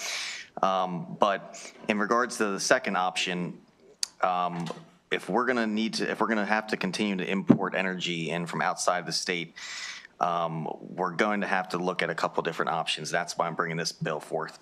So this bill requires that before taking action on a certificate of public convenience and necessity for the construction of an overhead transmission line, Public Service Commission will need to consider the use of grid enhancing technologies as an alternative to construction of the transmission line. When we're talking about grid enhancing technologies, we're referring to infrastructure, hardware, software that increases the capacity, efficiency, reliability, and resilience of a new or existing transmission line, and specifically high performance conductors and storage used as transmission. I'd like to bring to your attention an amendment that all of you should have received in your email that simply added a third grid enhancing technology, energy generating stations that are located on the existing transmission system or the electric distribution system attached to the electric transmission system that would eliminate the reliability need associated with a proposed overhead transmission line. If we continue to import energy from outside of our state, we need to reevaluate how we go about doing that. Are we going to continue to cover our state and transmission lines? Or will we continue to destroy our beautiful farmland that will result in farmers losing significant revenue or having to shut down their farms entirely? Will we continue to tear through our woodlands, wetlands, streams, creeks, and rivers just for the sake of building new transmission lines? Or should we entertain new grid enhancing technologies such as high performance conductors and storage? As you'll see in the floor system, I have support from the Office of People's Counsel, the Maryland Farm Bureau, and the Maryland League of Conservation Voters. In a few minutes, you'll hear from some subject matter experts as well who support the legislation. Happy to answer any questions from the committee. Thank you, Mr. Chair, Vice Chair, and members of ECM. Thanks.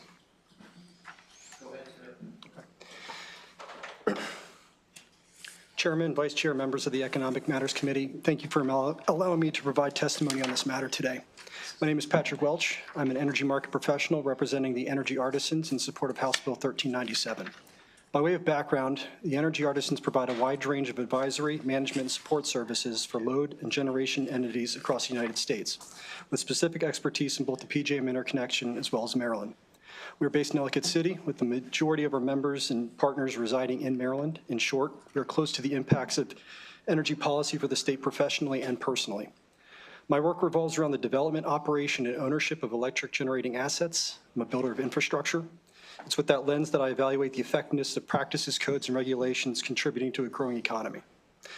As my written testimony mentions and has been explored by the PSC and others, Maryland is deficient in energy generation resources to meet demands. Additional transmission to increase grid capacity and improving siting availability is a critical aspect for grid connection of generating resources. When I reflect on the terms convenience and necessity with regard to transmission, I do so as both a builder and a consumer. On one hand, we have the visual and material impact on property owners across the state. The current CPCN process for transmission projects asks the applicant to consider alternative routes, including estimated capital and operating costs. To a reasonable extent, I agree this evaluation satisfies the Marylanders' concern regarding property impact. On the other, we have to consider the efficiency of such project. Due to the capital and planning nature of transmission projects, grid enhancing technologies often provide a less capital intensive and swifter planning alternative to large transmission. I provided studies and initiatives speaking to this in my written testimony. House Bill 1397 considers if these alternatives exist relative to the convenience and necessity of larger transmission projects, and in doing so should satisfy Marylanders' concern of a project's efficiency. For these reasons, House Bill 1397 has the support of the energy artisans. Thank you. Thank you, Chair. My name is Joanne Frederick, for the record. I am here to support House Bill 1397. I think 2 points to just add on to what's been said. One, the Maryland Piedmont Reliability Project was awarded prior to FERC Order 1920. FERC Order 1920 requires some of these alternatives be looked at, but MPRP was done before then, so this didn't count in that regard. And secondly, there's a capital expenditure versus operational expenditure issue here, and that is utilities make money when they expend capital dollars, but they don't make money when they optimize what they have, which is an operating expense. So I think we need to do everything we can to incentivize, if not require, these kinds of technologies, because unless we do so, it is unlikely that utilities would volunteer to spend their own money that would then come off of their bottom line. I urge a favorable report. Thank you, Delegate. I suspect you will get something similar in the leadership packages as to what you're proposing. So, okay, that concludes this hearing. Next, we will go to Delegate Guyton, House Bill 640. Delegate, if you have a panel, bring them up. You can start when ready.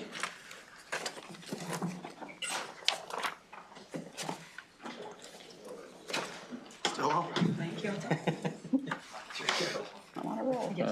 And then yeah. Thank you so much, Mr. Chair, members of the Economic Matters Committee.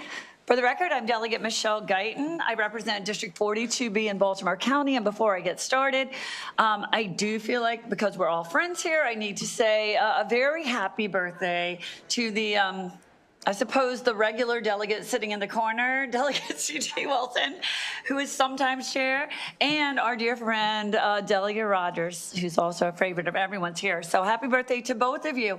Now, I sat in this, this meeting for a couple of hours earlier, and I cannot promise that I will be as joyful, as entertaining, and as witty as Delegate Vaughn Stewart, but I promise you that I will be so much faster. So, I'm here to ask your support today of House Bill 640. You've already heard a little bit about the Maryland Piedmont Reliability Project, and I know that you are all familiar with it because we have been inundating you with questions for most of the year about these projects.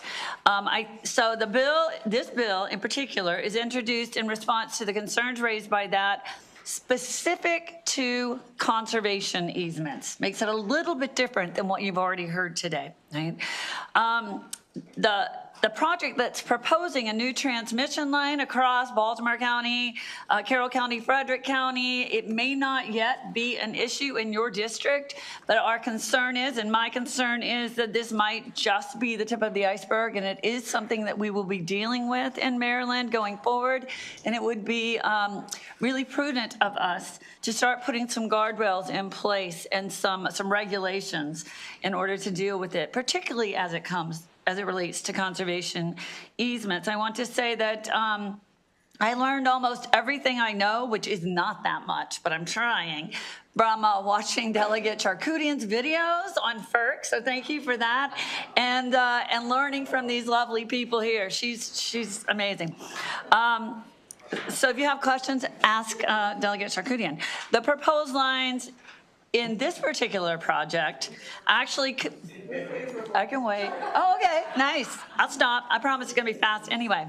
But the proposed lines in this particular project would cut through 245.9, so we can round up to 46, acres of conserved land. And this is land, as you all know, that the state has already determined to be at its best and highest purpose as conserved land, right? Not as land for transmission. This action would be detrimental to our state's commitment to preserve 600,000 acres of agricultural and open space by 2040. That's called the Maryland the Beautiful Act of 2023, and to the residents in the affected areas, which is why I am here. So House Bill 640 simply, and this is a very easy bill, requires the Public Service Commission and the applicant for the transmission lines to minimize the impact on the properties that are in the proposed route subject to existing conservation easements. So I respectfully ask for a favorable report on House Bill 640 to help protect Marylanders' land and livelihood, as well as preserve our natural resources and ecosystems. Thank you very much. I'll turn it over to Ms. Frederick. Okay, thank you, Delegate Guyton. For the record, Joanne Frederick, here to ask for a favorable report of House Bill 640. As Delegate Guyton said, 246 acres of conserved land will be directly impacted. And I think what's incredibly important is that within 500 feet of the right-of-way for this transmission line is another 1,801.7 acres of conserved land. And to think that the destruction will be limited to the right-of-way is foolish, and we must do everything we can to protect Maryland's investment, not only for the money spent, but to keep Maryland rural, to keep Maryland beautiful, to keep bringing people here to live, and to protect the Chesapeake Bay. Because when these lands are destroyed and the forests are destroyed, et cetera, then the Bay ultimately will suffer, and we will all suffer. And I urge a favorable report on House Bill 640. Mr. Chair, members of the committee, Don Butchko with the Maryland Association of Counties. Me too. I refer you to our written testimony, and we urge a favorable report. Great bill. Thank you. Thank you, Don. Thanks. Thank you, Chair Wilson and Vice Chair Crosby. I'm Michael Sonnenfeld. I'm the chair of the Easement Committee of the Land Preservation Trust. Land Preservation Trust is a local land trust with over 380 easements on over 14,000 acres. We're also the administrator for the state of the Piney Run Rural Legacy Area. We support HB 640 to protect Maryland's investment in agricultural and open space land. Maryland has invested $1.3 billion to purchase conservation easements on privately owned land, and conservation easements allow the state to dedicate land to a public purpose without having to purchase the land or without having to maintain the properties. Preserved land maintains Maryland's largest sector, agriculture. It maintains the scenic views and rural character of our communities. It promotes clean air, clean water, captures carbon and limits greenhouse gases, and it promotes the health of natural ecosystems and people. HB 640 would require the PSC to evaluate alternative routes and minimize their impact on conserved land, and we strongly support HB 640 and hope you issue a favorable report. Thank you. Thank you, Mr. Chair, and I want to thank the good delegate for bringing the bill. Now, I haven't had a chance to review all of the YouTube videos, but I do have a question. So do you think it's appropriate for us to sue the sun for not producing enough energy? I'll get that answer back to you, Delegate Rogers, when I consult with some experts. All right, so seeing no, there is other lawsuit questions. Delegate Adams. Are you saying that this is our charcuterie YouTube, or is it a podcast? All right, I am so sorry I brought you into this. I do not know how much he paid to the witnesses today. But seeing no further questions, Mr. Sonnen, I think that you can bounce and we'll keep the other three. Go ahead, Delegate Guyton, for House Bill 645. All right, thank you so very, very much, Mr. Chair, and still members of ECM. This next bill also, oh, and I'm sorry, I did neglect to mention that the bill that I just presented to you is cross-filed by one of our favorite senators, Senator Ben Brooks. The next one I am presenting to you, House Bill 645, for your consideration, offers a little bit of a different spin, another soft solution to what is a big problem and a hard problem. And it is sponsored by, cross-filed by Senator Karen Lewis Young, apologize, in the Senate. This bill has been heavily amended since I first saw it. MACO has worked with the Senate sponsor in order to put it into a certain form that they can get behind. So I am going to allow Dominic to explain that to you in more detail. So you need a little bit more than me too this time, if that's okay. But I can tell you the general idea is that if the transmission line cannot be placed on current transmission easements, then they can only put it within a quarter mile of the current transmission easement, according to this piece of legislation. So I am going to pass it over to Dominic from MACO. Thank you, Delegate. Dom with MACO still. You explained that beautifully. The bill as drafted would require counties to go through an extensive comprehensive plan update for transmission lines. Currently, that is just beyond first the feasibility of counties to do that. Additionally, there's certain national security concerns. There's a lot of stuff that goes into transmission infrastructure that's just complicated. Working with our planners across all 24 jurisdictions, looking at the areas where we already know the impact of transmission, that quarter-mile corridor seems to be the most appropriate to focus additional development, and so that's what we're trying to do here as amended. And we urge a favorable report with amendments. Thank you. Again, for the record, Joanne Frederick, here to urge a favorable report for House Bill 645. I think we've learned, certainly since July of last year, what we can't do is trust PJM to look out for our interests. And this bill allows us, from a county level and Maryland, to control our own fates and understand really what we have, how we should best deploy what we have, and how we can use those resources to the benefit of Maryland.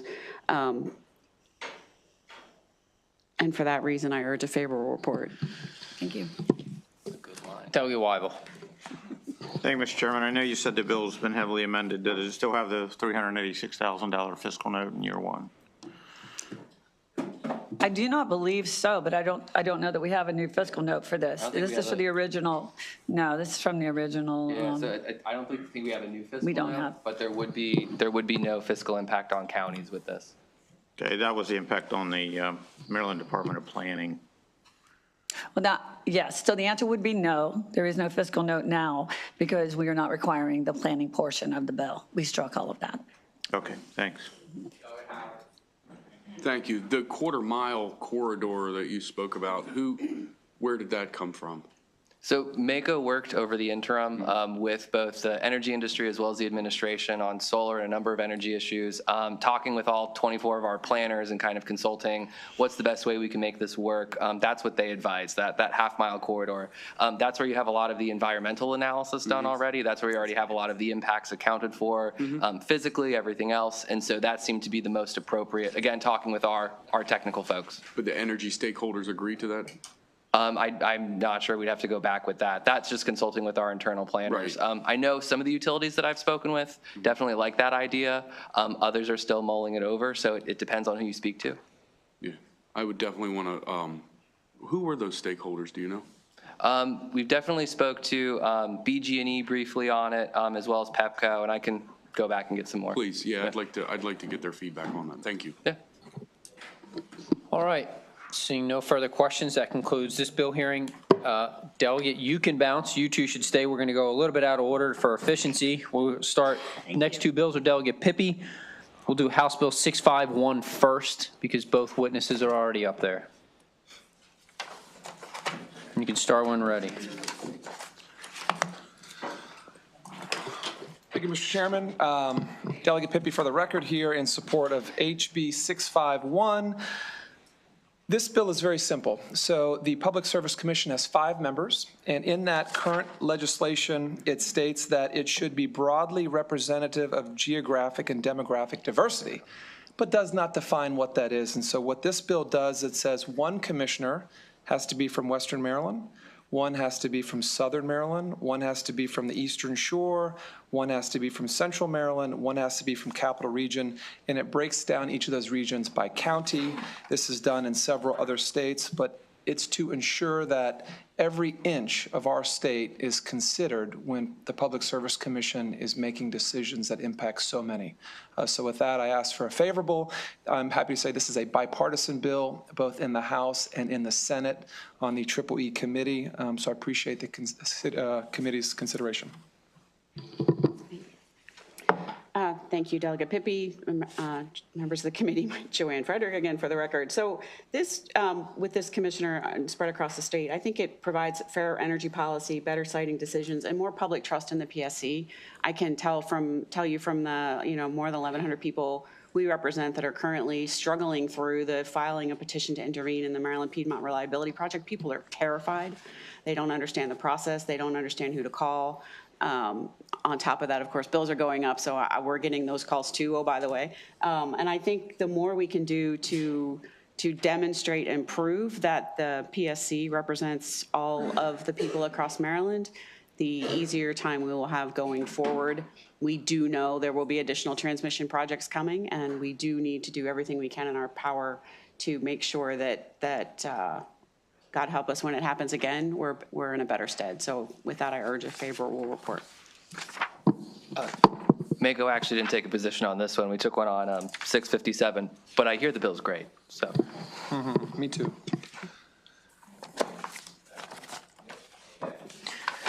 All right, that concludes this bill hearing. Next, we'll go to House Bill 657. Thank you, Mr. Chairman. Committee members, Delegate Pippy for the record here in support of HB 657. This bill's a little bit more substantive, and I'll just get a little bit of background here. We've heard a lot of bills related to transmission lines. My district was thrown into utter chaos about an existing pending project, and what has forced us to look at is all the constituents and their legislators have been forced to look into this issue, and here's kind of what we've come back with. So when a transmission developer applies to the Public Service Commission through the CPCN process, the Public Service Commission is really only required to look at three things: convenience, whether it's economical and efficient. And as long as those three things have not run afoul, they are not required to consider any alternatives, i.e. existing transmission lines or existing routes or things going underground, above ground, you name it. They only have to look at those three things, and as long as that new project checks those three things boxes, they technically don't have to do anything else. It's frightening. What my bill does is it adds a little more substantive requirements for the Public Service Commission. First, it adds historical easements as a consideration. It adds preservation and conservation areas, similar to what you heard in the previous bill. It adds agricultural concerns. It adds residential development concerns. It also requires them to look at reconductoring and undergrounding and right-of-ways. And we think this is very important because all of these issues have been raised during this application process for this existing transmission line. So we think this is very important. Again, this is a bipartisan bill, both in the House and the Senate. And why this is so important is that currently, as it sits, if those three boxes are checked, convenience, economical, efficient, that new transmission developer can then move forward with eminent domain. That's written in the law. Once that box is checked, those three boxes, and the Public Service signs off, they can do whatever they want to put that project through. And we find that very disturbing. So again, these are very reasonable considerations. There is a no fiscal note, right, on this bill. There might be some additional efforts on the applicant's side, but that's what we want. We want the applicant to come prepared to the Public Service Commission and say, look, we have gone through all of these things, so that way the Public Service Commission can make a good decision.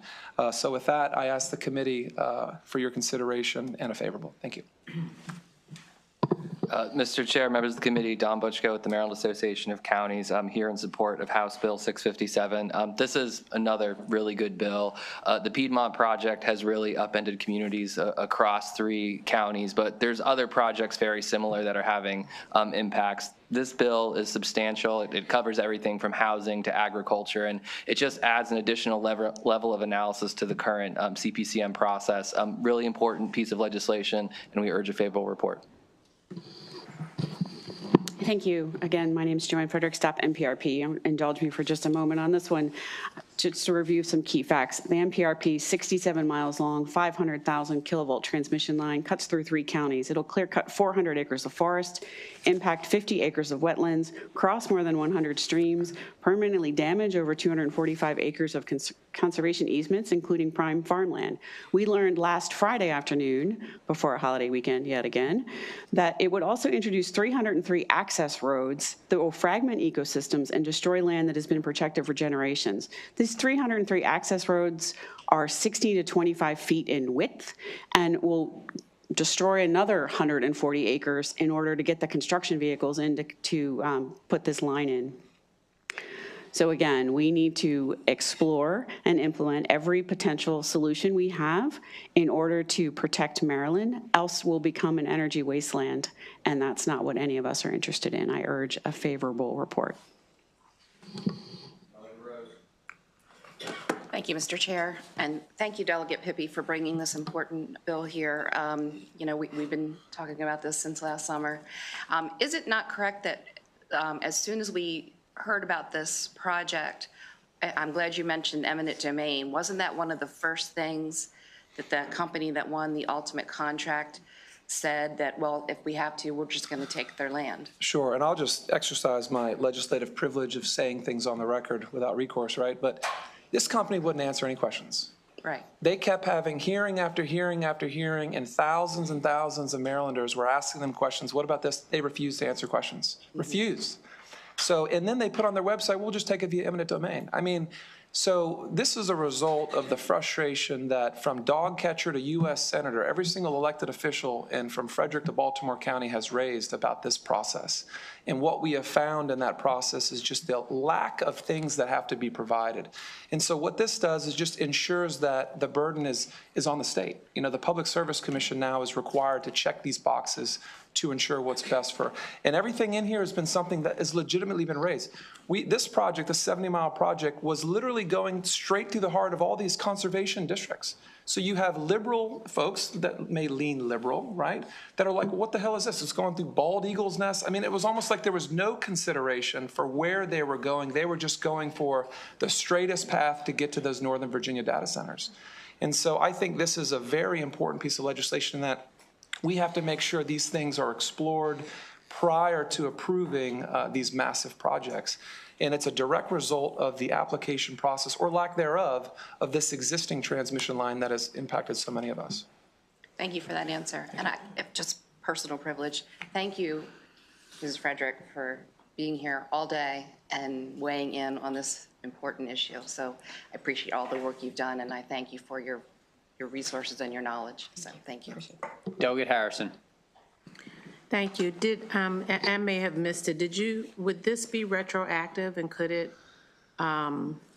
help, could it impact what has already been approved? Is it? It's probably a legal question. So Okay. Here's the status of the, that's probably a legal question. Okay. You're a lawyer. Hey, well, I'm not this You type didn't of stay lawyer. at the Holiday Inn last night. We got it. I'm like his type of lawyer, you know. Okay. That's fine. I guess what my question was, would this be retroactive? Sure. But if you're, yeah. So that project has not been approved. Matter Oh, of it fact, hasn't? It has not been approved. Okay. Matter of fact, they've just submitted paperwork. There's a lot of moving pieces with it. And we're hoping that these efforts will have an impact on decisions on that project. Okay. Yeah. Okay, seeing no further questions. Mr. Chair, just point of privilege, my wife came to see me either succeed or fail in this testimony. So I say hi to Lindsay. She came here to wish the chair a happy birthday, and Mike Rogers. That is love to hang in here this long. But yeah, welcome. So that concludes the hearings for today. Just so everybody knows, there is an event this evening. And then if you want to stop by the Southern Maryland night, the Tri-County Council night, where it's the graduate. So folks from Southern Maryland will be up here. Thanks.